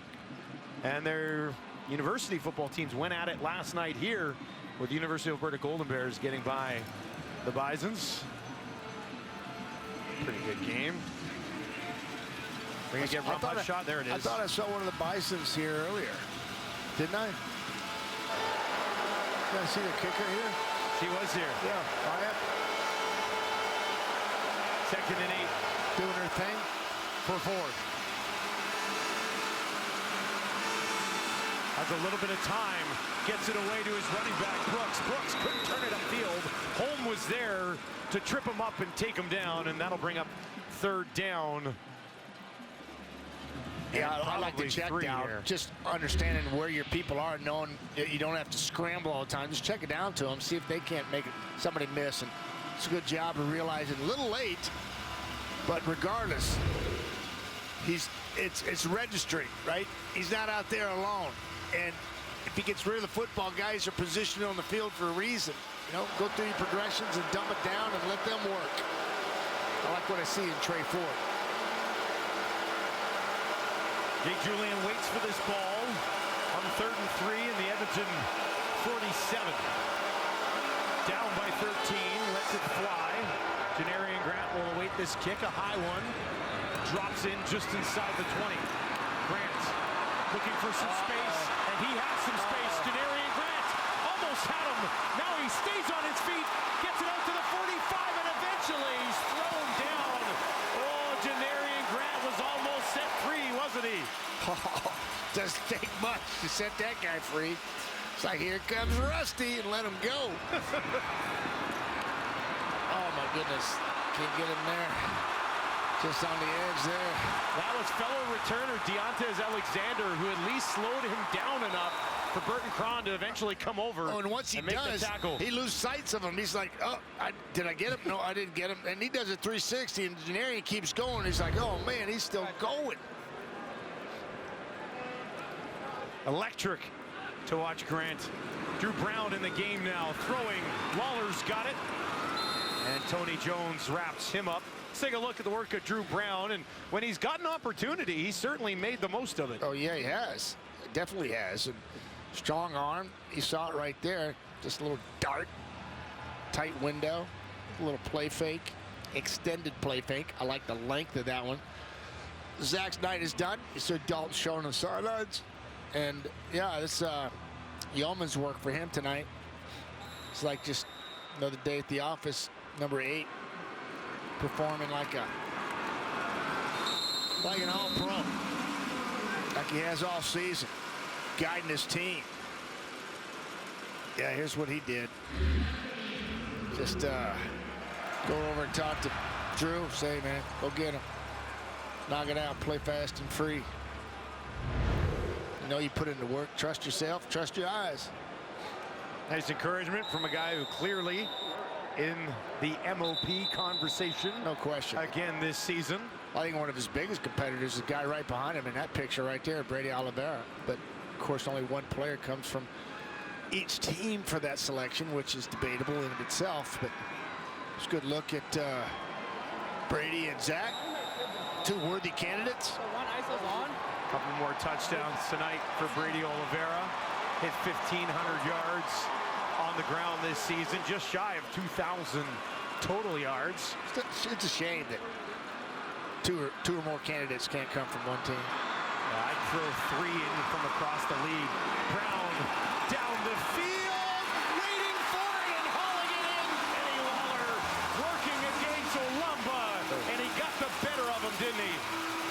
he just does his best work when it's cloudy. You know, when he's got people all draped all over him. Doesn't matter who's throwing the rock. Drew Brown, Zach Collaros, 89 is going to make him look good. Kenny Lawler, deep once again.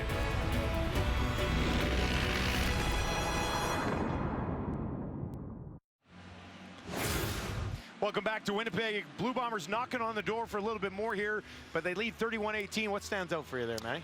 Well, it's just yeoman's day work, right? Very balanced attack, taking advantage of one turnover by the Edmonton Elks early in the football game, and that's the difference. And then explosive play on one end, and one that was not capitalized. Lucius Purifoy and a possible pick six there towards the end of that quarter.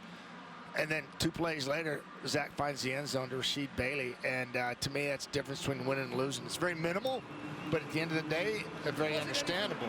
2 or 3 plays every game, right? Yep. Kind of swing one way or the other. Handful, 2, 3, 4, 5. You know, that's about it. And this game's no different, but I love the fact that Buck Pierce is up there having fun at the controls. He's like the Wizard of Oz behind the curtain, just, you know, having a blast back there with now a new toy in Drew Brown. And didn't phase him. Hey, what do you want to do, Drew? Let's go deep. Let's go to Lawler. Let's push this envelope a little bit. And Zach knows all about that.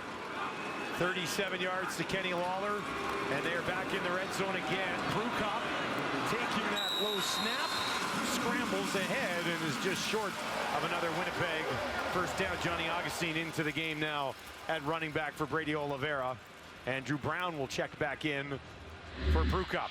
Oh, yeah, it's nice. Drew's checking in after this low snap, and Prukop makes something out of nothing here, pulls a rabbit out of a hat and picks up 6. Otherwise, it could have been looking 2nd and 10. Now it's 2nd and manageable. And Brown is like, yeah, that's better. There's Patty Neufeld right there. New father. Right guard. Couple weeks off. Johnny's going to tell us that story in a little bit. Brown, 2nd and 4. Has a completion, has a touchdown as he goes to Greg McCray. And Drew Brown wastes no time picking up where Zach Collaros left off. And a dart in the flat to McCray. On time, lets him turn up and get what he needs. There's a look. This is just special. McCray's going to come right out of the backfield, gone. Says, get on out of there. Boom. Breaks away. Not a lot of room there. Decent coverage. Good throw, eh? Yeah. Niles Morgan right in his back pocket. That ball was on the money. Had to be because Niles was in the vicinity. Sergio Castillo to push the lead to the biggest that it's been tonight. And Winnipeg now leads by 20 with everybody getting involved. Greg McCray's 2nd touchdown of the season. Caps off a 5-play, 64-yard drive that took just 2.5 minutes. Yeah, championship football teams don't need much, and they've been given an opportunity here, and they took full advantage of it. A dart right out there, McCray. Nice hands catch with Miles Morgan and good coverage. Hutter can't get there in time. You don't need much. McCray knew exactly what he needed. Went out and got it. Drew Brown a quick 3 for 3 for 55 yards and a touchdown. Look at that. You got your starting defensive end, Hall of Famer, or a guy that just plays at an all-pro level 24/7. Zach sees it. Everybody's engaged. They're not over there resting on the laurels. They're out there playing the game with their teammates, and man, this is fun. Winning is fun. Anybody knows that. And losing sucks. It's an addictive drug is what that is. Winning is addictive. And when this guy sits on a bench for like 8 weeks and then comes out and plays and makes plays, you can appreciate the work, the patience, the commitment to the organization himself. Not. That's how you build a winner, right? Yes. It's impressive. Alexander to return for Edmonton. Here we go. Look at him go. Deontez Alexander. He'll take it down to the 30, to the 20, and he's going to go all the way home. For the first time in forever, Edmonton has a return touchdown, and it's Deontez Alexander who gets it done. Almost a decade since their last one. Oh, my goodness. He took off, didn't he? Like shot out of a cannon. Boom. It says, Janarian Grant. Whatever. Wait, no way. Holmes is fast now. And Alexander's running away from him like he's standing still. Man, that was impressive. You have to go back to 2015 for the last time Edmonton had a return touchdown. Oh, man. I tell you what, you talk about, yeah, coach, yeah, I want to come back next year. Think about me. Well, Deontez Alexander hasn't even gotten an opportunity to the last couple of games, and this is called making the most of it. Goodbye. See you later, Deontez Alexander.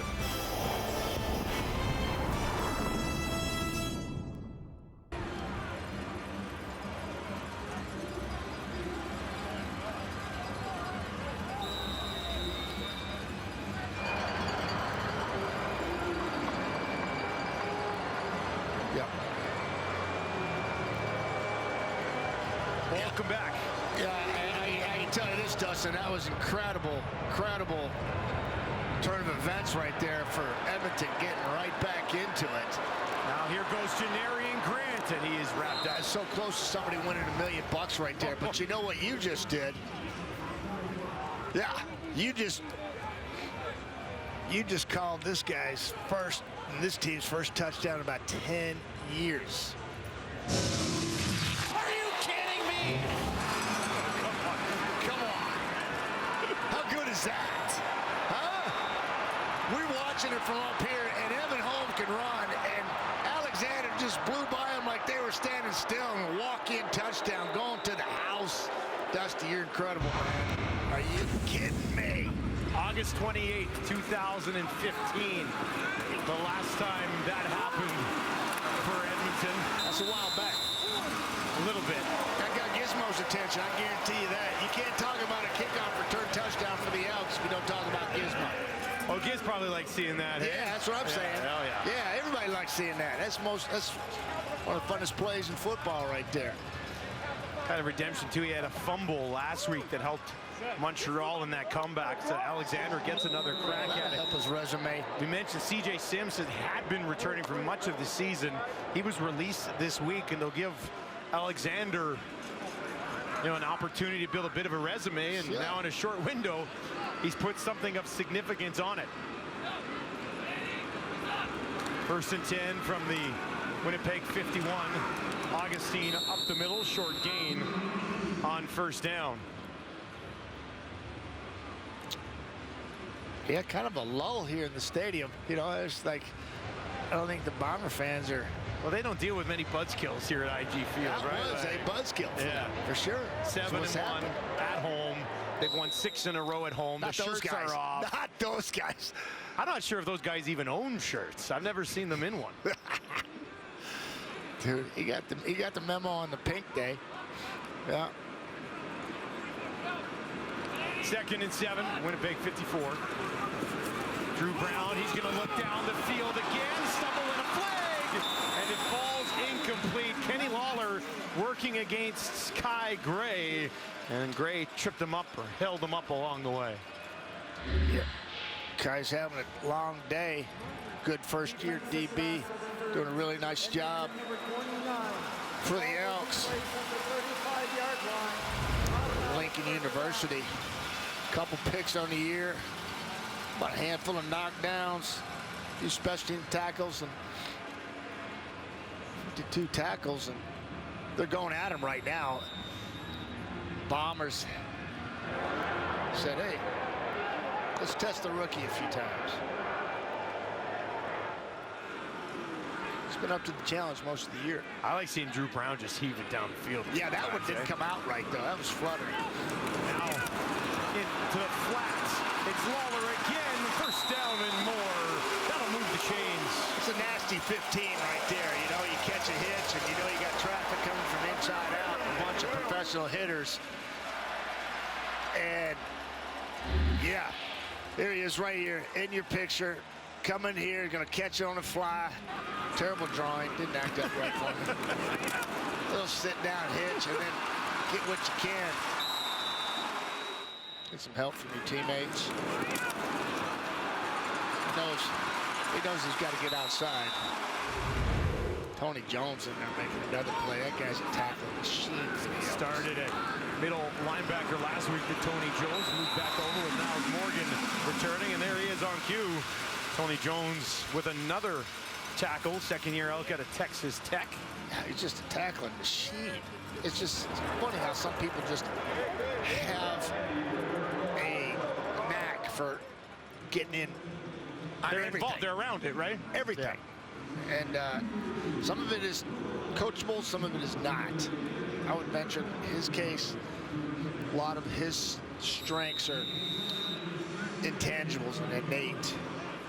Good-looking ball player, Tony Jones. Leads the team with 5 tackles for loss this season. 2nd and 3 for Drew Brown.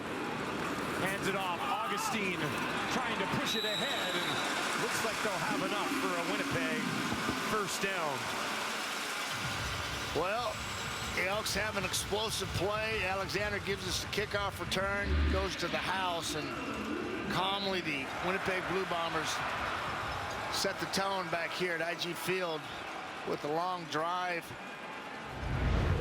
knocking on the door themselves, trying to get the mojo back, trying to get that buzz back. Well, if they punch them back in, it leads to another kickoff, which leads to another opportunity for somebody to win $1 million. Yeah, Buck is having a blast up there playing the Wizard of Oz, messing around with all these pieces on the field. First and goal from the Edmonton 10. Brown, corner, up for grabs, laying out, trying to get it, and they do. Rasheed Bailey again, touchdown Winnipeg, his 2nd of the game. Buck Pierce not letting up one iota. Say, Drew, you're in the game, play the game, son. Sling it. Exactly what he does here to Rasheed Bailey. Rasheed Bailey making a play in the ball. Man, he made Ed Gainey look like he wasn't out there at all.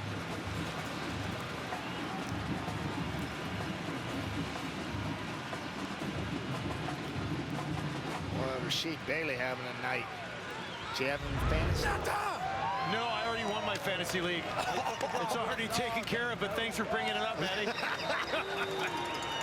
Dude, you're taking care of a lot of things lately, Dusty. You know why I won my fantasy league? I have Brady Oliveira and Dalton Shaw. Oh, there you go. Yeah. Good for you. That's a heck of a play right there. Bombers answering. Well, now they're having a chat here with Chris Jones. Well, Jones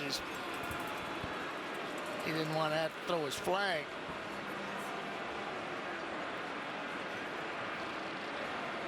Edmonton is challenging the previous play for offensive pass interference. Oh, okay. The play will be reviewed. Well, you said Bailey was like Gainey wasn't even there. Yeah. And was he not there because of some separation? Well, I think what Rasheed did a really nice job of was not letting the defender know where the ball was. The last second, he adjusted to the football, and Gainey was going one way, and he went the other, and he made the catch. I don't think he put hands on it. We'll find out. Don't go anywhere.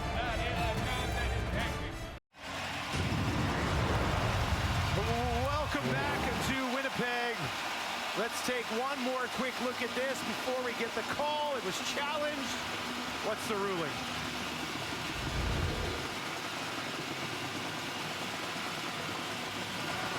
After review by the command center, the ruling on the field stands.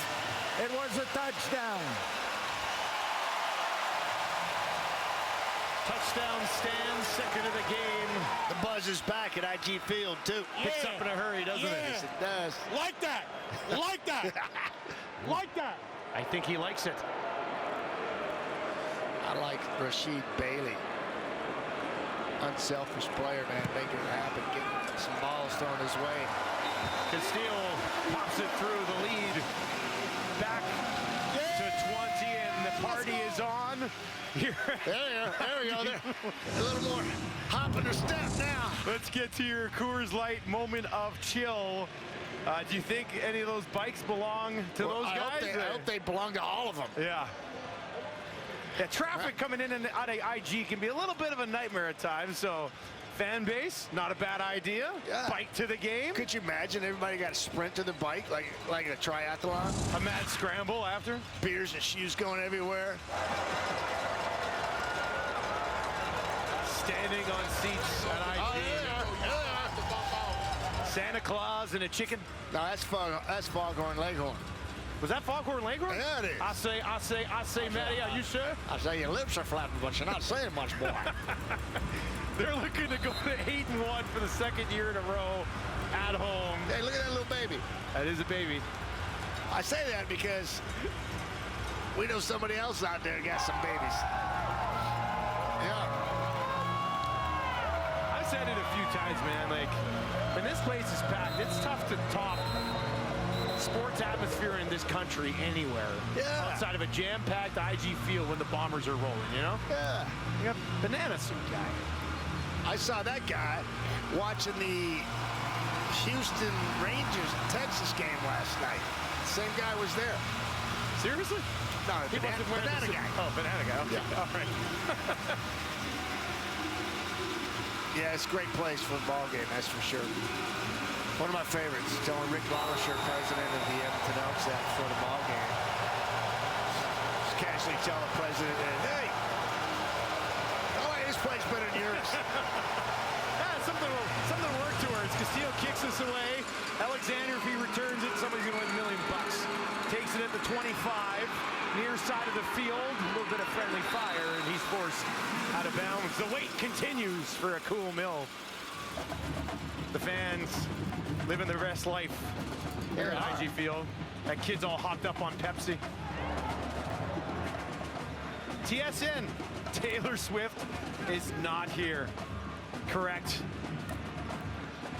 Yeah. It's kind of refreshing, I would think. That guy is. Yeah, it's getting ready, because it's fixing to turn cold.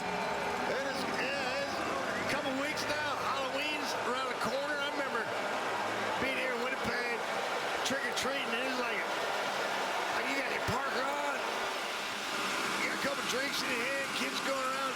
It's just good times. Ford down the field for Lewis, and he gets it over the top of Parker. How do you do? As he goes and picks it up. That's just ridiculous radius, and that's timing. That's all timing right up here. Watch him. It's a cheat code. But it's a timing throw too. DBs can't make a play on it with the ball throwing timing on the deep ball. Ford in the pocket again.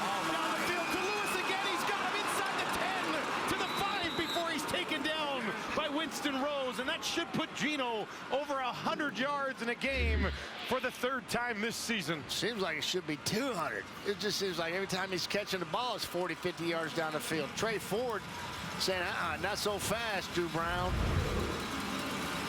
We're here to play full 60. Got another 6.5 to go. Winston Rose going like, man, I did not see that coming. Back-to-back deep shots to Gino Lewis. And Edmonton trying to hang around a little bit more. 134 yards for Lewis. Trey Ford works. Got him again if he wants. To the left. He looks that way. Throws looking for Lewis this time. Batted down. Winston Rose gets it done. They tried to go to the slant, and they had the fade if they wanted it, and he got it in a match. Watch him. He's right here at the top of the screen. He's going to run a quick slant, and Winston makes a better break on it than he does. Playing the inside, he broke on it. Yeah, that's a nice play by Winston. I think he got the fade all day long there. Now you got over the top if he plays underneath, or the throw behind if he plays over the top. That you only had one opportunity, and that was the slant. And Winston Rose read it like an open book. They'll try it again. Second and goal from the Edmonton 4. And now timeout has been called. Wow. Is that the crowd at IG Field? This is Gino doing his thing. This is what he does. Big plays. Timeout was called by Edmonton. Yeah. Edmonton is out of... A little double move here over Parker. And then just down the seam, catching Winston Rose looking in the backfield. Now they're knocking on the door. I think they had a touchdown. They go back to him a third time on the fade.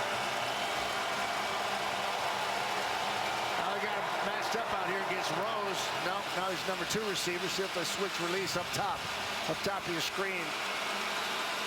See Geno Lewis in the slot. Mont Blanc at Z receiver. See if he looks up that way. From the Bomber 4, Ford in trouble. Can he get away? No, taken down. Evan Holm is there. Second sack of the season. 5th of the night for the Bombers defense. Yeah, I talk a lot about Evan Holm because I like him. I just like him a lot. I think he's a tremendous football player. He's right here, unabated to the quarterback, and he's not going to miss this. Wow, he had a full head of steam. It's a heck of a job getting 2 in the open field like that. That's incredible play. Edmonton is going to leave the offense out there and go for it. 3rd and goal from the Winnipeg 18. Ford's got to have it all. 4 options out to his right. Has a little bit of time. Now pressure to the end zone. No, incomplete. Looking for Alexander, but Dietrich Nichols was all over him. Turnover on downs. Trey Ford looking to the end zone for Alexander. He went up, missed it, but Nichols was there in coverage.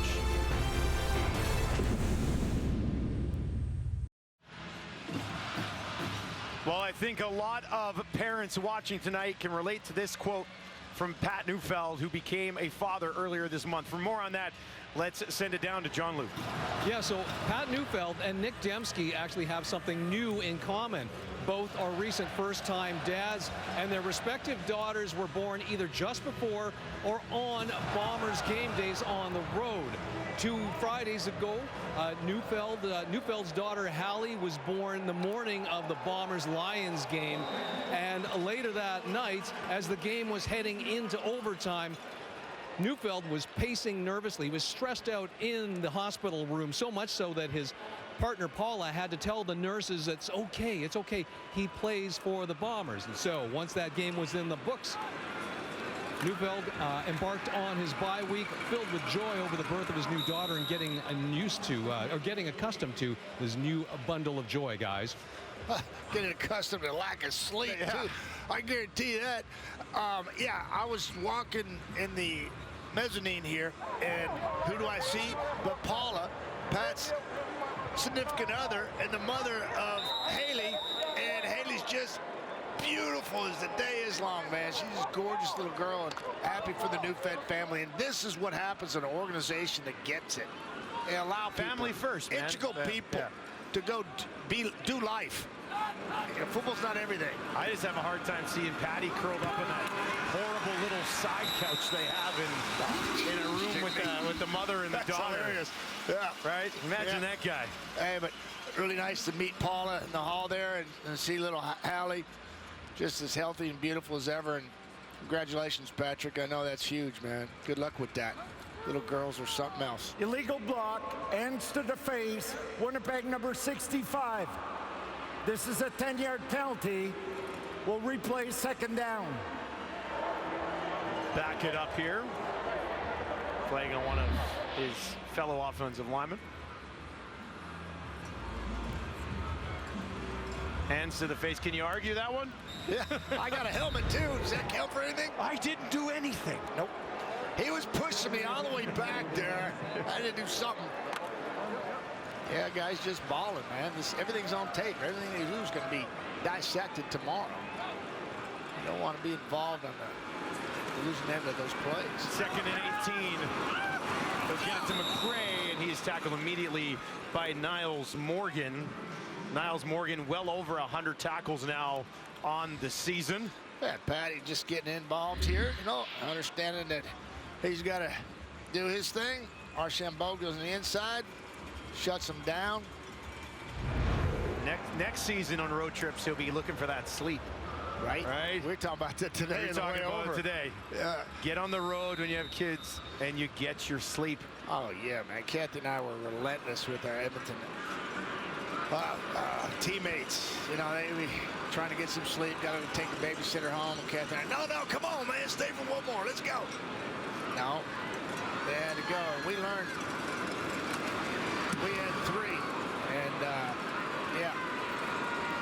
This ball gets past Cobb. He's got to run back and grab it just inside the 4. Turns it upfield. Upended. Zume with the play. And the Winnipeg Blue Bombers in full control. How many times have we said that this season? The party is on at IG Field as they lead Edmonton 45-25. Elks season almost over. Bombers fans probably thinking they're just getting started.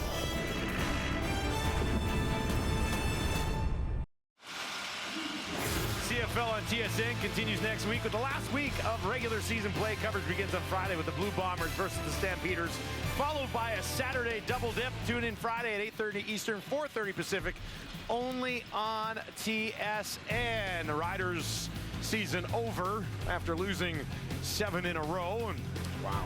Yeah, tough way to finish the year, back-to-back years for that. And how about this? I think this sums things up.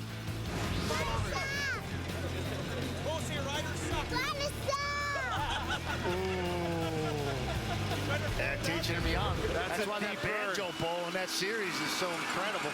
That's a deep burn. Safe to say the entire province of Saskatchewan hates that little kid right now. That's Bo. That's a nice play coming across the field there by Nick Howlett. Getting a little PT and back end. We've seen him there before in Bomber uniform. Does it well. Winston Rose acknowledging the play.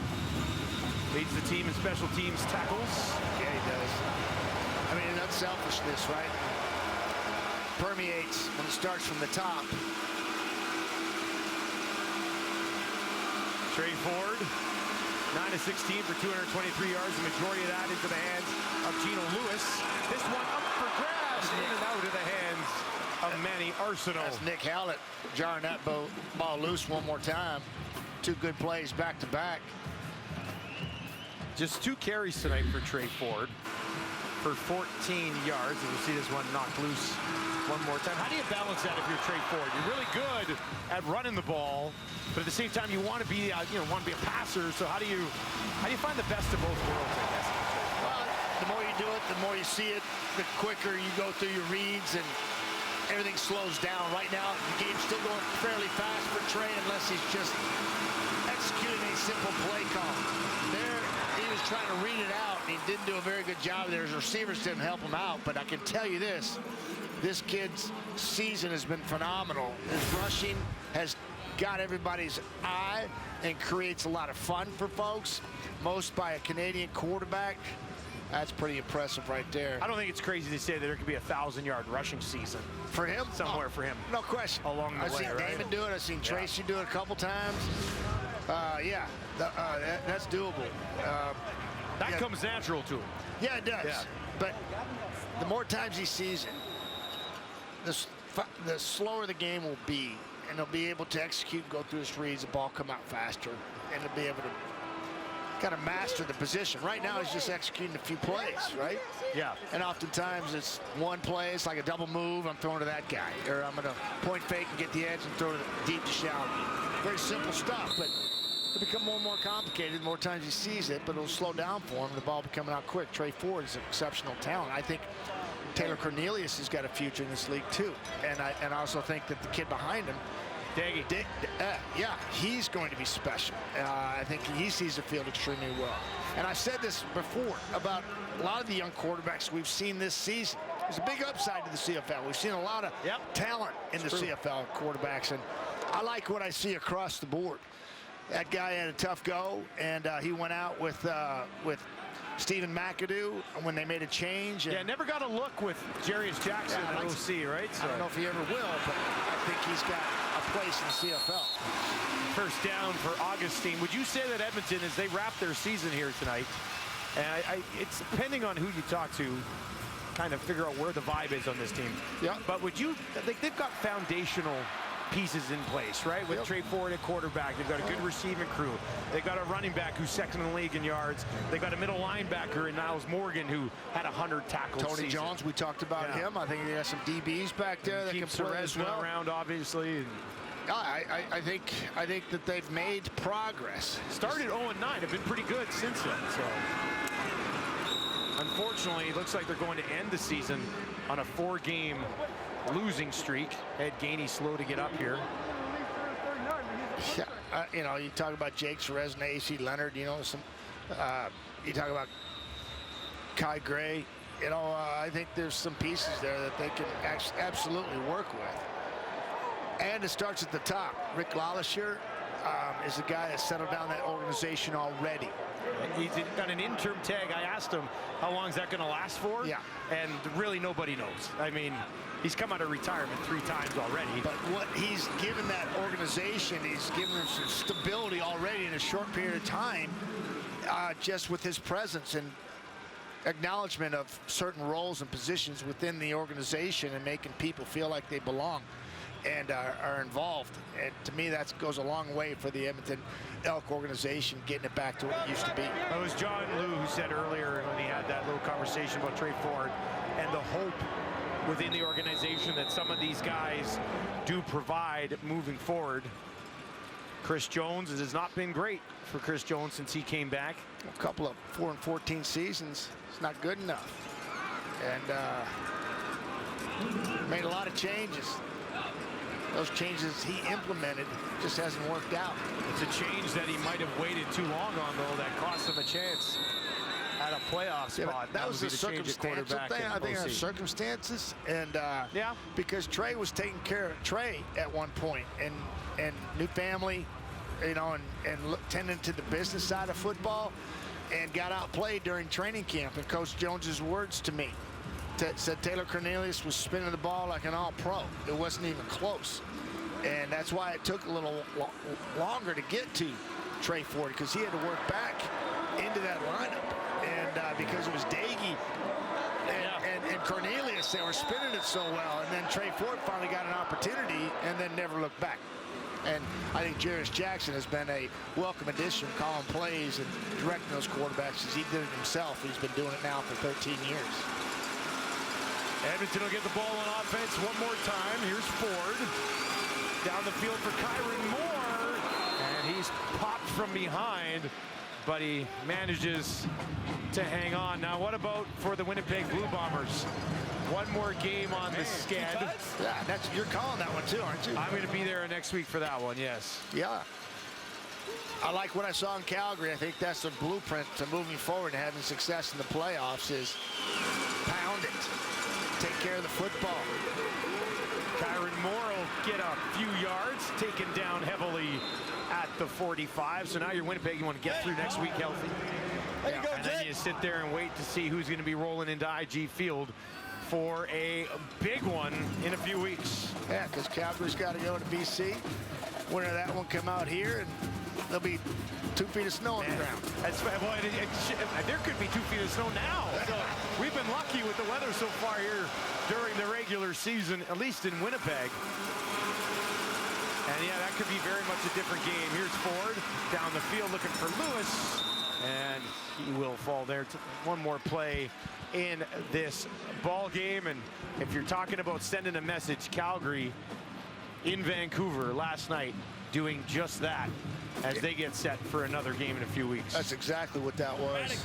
Dave Dixon's got his club job set. And those guys went out there and said, yeah, we'll see in a couple weeks. And I think that's going to leave a big imprint on the BC Lions. And they'll say otherwise, but they learned a lot from it. And better now than later for that organization. Trey Ford, final play of the season for Edmonton, has a completion to Lewis. And maybe a sign of things to come for the Elks in the future as their season will end with just 4 wins. The Bombers in playoff mode here, you think? You like them tonight?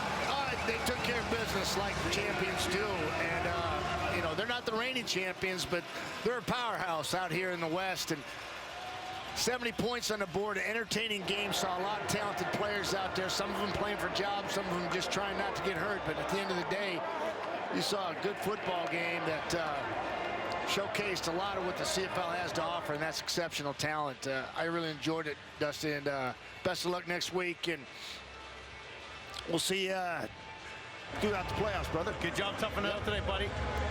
For Matt Dunnigan, I'm Dustin Nielsen. And And the Winnipeg Blue Bombers improved to 8-1 at home. Once again, a very difficult spot to come and win a football game. And somebody, Calgary or BC, are going to have to do that in the West Final. Oliveira, terrific again. Zach Collaros and the Bombers take care of business. 45-25, the final from IG Field. Thank you for joining us. Sports Center, Sarah Davis and Jermaine Franklin coming up next.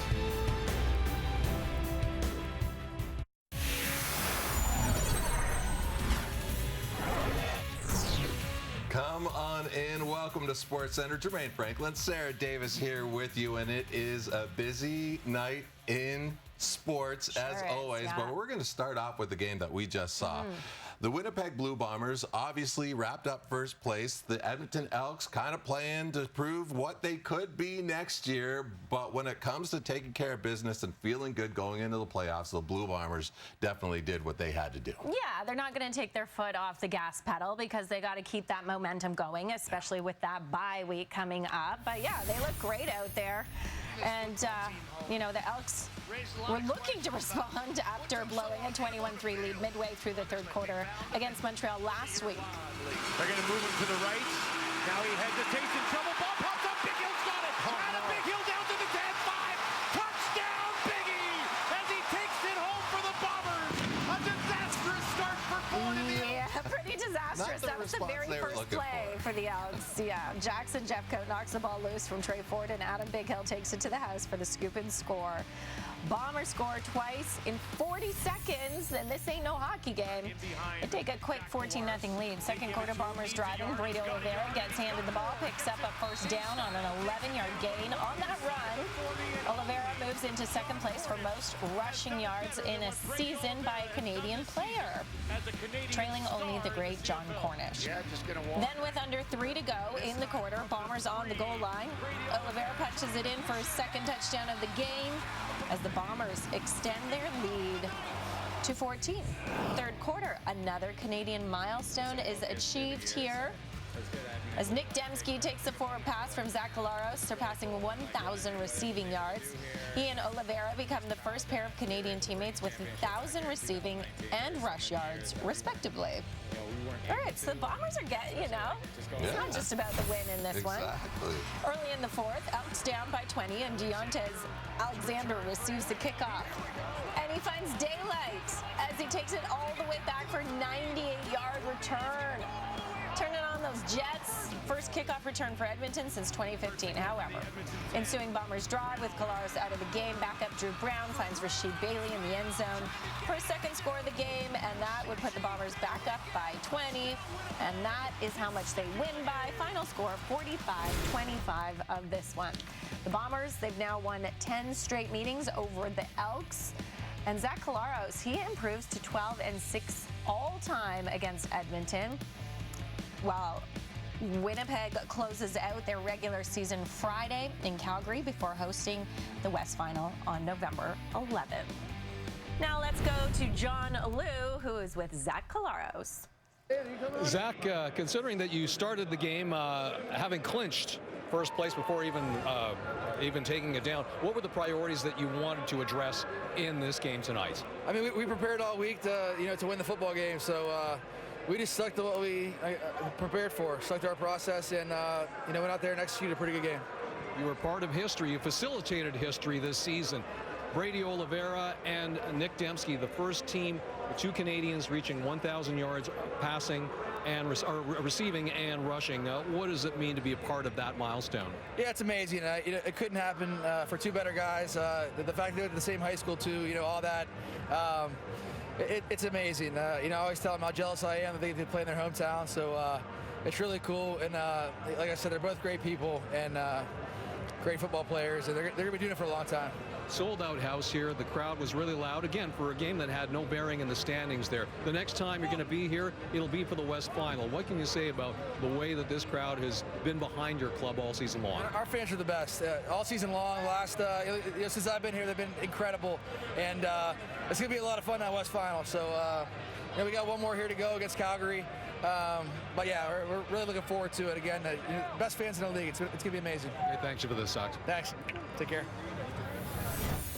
Argos Rough Riders. Saskatchewan needing a win or tie to keep their playoff hopes alive, looking to snap a 6-game losing streak. All right, opening drive. Jake Dolegala finds Keon Schaefer-Baker for the score. That's Dolegala's first TD pass in 3 games. Riders up 7-zip. Now up 10-7 in the second. Dolegala finds Samuel Emilus in the end zone. The Riders QB threw for 429 yards in this one, looking to lead his team to their first win since September 3rd. That's an eternity. Riders up 10. Now 17-10 just before the half. Chad Kelly airs it out, and DeMonte Coxie wide open saunters into the end zone. That's Kelly's 23rd touchdown of the year. The Argos would miss the extra point. Riders up 1 at the break. In the third, Anthony Lanier with a late tackle on Kelly after the throw. The Argos QB favoring his ankle on the sideline. He left and did not return as a precautionary measure, giving Lanier a earful after the play. Understandably, that did not look clean at all. Skip to the fourth. Riders up 4 with just over a minute to play. Cameron Dukes in under center for Toronto. Finds Coxie for the big gain inside the red zone. That's a great catch. And on the very next play, Daniel Adeboye punches it in to give the Argos the lead with under a minute to play. Saskatchewan in danger of missing the playoffs for the second year in a row with one last drive to keep their playoff hopes alive. Moments later, Dolegala looking silent, but he's picked off by Mason Pierce. After losing 6 in a row to close out 2022, the Riders lose their 7th straight to end their season. Now officially eliminated, here's Dolegala following the loss. I mean, it's brutal, to be honest. It's, you know, we ran it for a while there. And then it just felt like nothing could really go our way. It was a combination of a lot of things. Like, each game was different, but in some aspects it felt the same. So, yeah, just not good enough football. What's it like knowing your seasons, back-to-back seasons, are very similar the way they've ended? It seemed like deja vu. You know what I'm saying? We just came up short. This is the first time I ain't ever been in the playoffs in my whole CFL career, so I really don't even know what to think or do. It's tough. Yeah, it's tough. Yeah, the semifinal playoff matchups are officially set out west. The Stamps visit the Lions. The Stamps, they've been rough all year, but look to be coming into their own now. While in the East, the Owls host the Ticats. The Stamps haven't missed the playoffs since the 04 season. The Riders finished 6-12 for the second straight season. They also missed out on the playoffs last year. For more, let's go to Kate and the panel. Alongside Dave Naylor, Paul Epelise, Jim Barker, and for the second straight year, the Saskatchewan Roughriders eliminated from the postseason. For the second straight year, they end the regular season, losing 7 straight games. It looked so good for this team back on Labor Day when they beat the Winnipeg Blue Bombers. They were a team that was 6-5 at one point, for goodness sakes.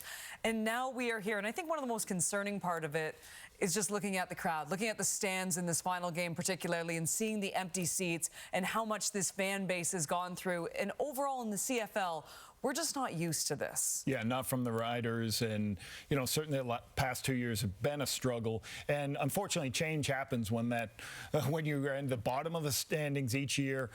You know, last year obviously I had a change that happened to me. I remember talking to a coach, and he said, "Hey, listen, when you're last in your division 2 seasons in a row, change will happen. You know, and you're not going to get any favors if you lose your quarterbacks. You're not going to get any favors if, you know, you're a good coach or anything. If you finish last 2 seasons in a row, a lot of places are going to make change, and you know that can certainly happen. You know, whether you're good coaches, they got good coaches, all those things, but it did not work out for them, especially the end of the year, Jim. And as you know, you and I have been up here in this business long enough. Change will happen if you don't be successful. Yeah, I mean, that's part of the deal. That's why you get into it. Some guys, Chris Jones never been fired. Some guys have been lucky that way. They've stayed ahead of the posse, but eventually it catches up to you. And again, you watch this team the last 6 weeks, and they just seem like they were spinning their wheels, and that's the point when maybe a change needs to happen. And I listened to Craig Dickinson on post-game shows, and he just, I think he's ready. I just think he's ready to move on. I mean, I hate to say that, but that's just being a coach and listening to what a coach says. So, you know, Kate, you hit it on the head when you talked about the fan base. When we watch that game today, a beautiful, beautiful afternoon. They're playing the best team in the league in a game that they have to win to stay in the playoffs, and it was empty. It was like it looked half full. And I just think that there comes a point when things become more important, and you got to make changes in order to keep your brand going. And I'll tell you this, having been across Canada, people leave Saskatchewan all the time, but they never leave the Riders. Yeah. And no matter where you go to a stadium, you're going to see people wearing green and white. And that's what needs to be there. That's what our league needs. Our league needs Rider fans to be strong on the Riders. Well, and you know, Kate mentioned the record off the top at 0-14, you know, after the last 2 years, the final 7. And look, every football team I've ever been around, they say we want to play our best football at the end of the season. And when teams struggle in the first month, it's all about a building process and trying to get there. And when you're 0-14 after Labor Day, essentially, you know, that means the other teams are doing a better job with you getting there. And with the system, the salary management system for coaches and management in this league, when guys come to the end of their contracts, as Craig Dickinson is and Jeremy O'Day, the GM, it almost incentivizes organizations to make change at that time because they don't have to eat any of the salary and, you know, lay it off against future spending and those kind of things. So it has a punitive nature to it. And, you know, some of the Riders' fundamentals, you just look at it and see sacks given up, you know, turnovers, second down conversion rate. Those are fundamental statistics that really dictate what kind of football team you have. And in the Riders' case, it's been a not very good one. It hasn't, and I think we can all agree. Change will be coming, and we'll see what happens in the offseason for them. And for the Calgary Stampeders, who are officially in, by the way, that is 18 years straight into the postseason. And for the start they had, that is absolutely miraculous as we send it back to SportsCenter.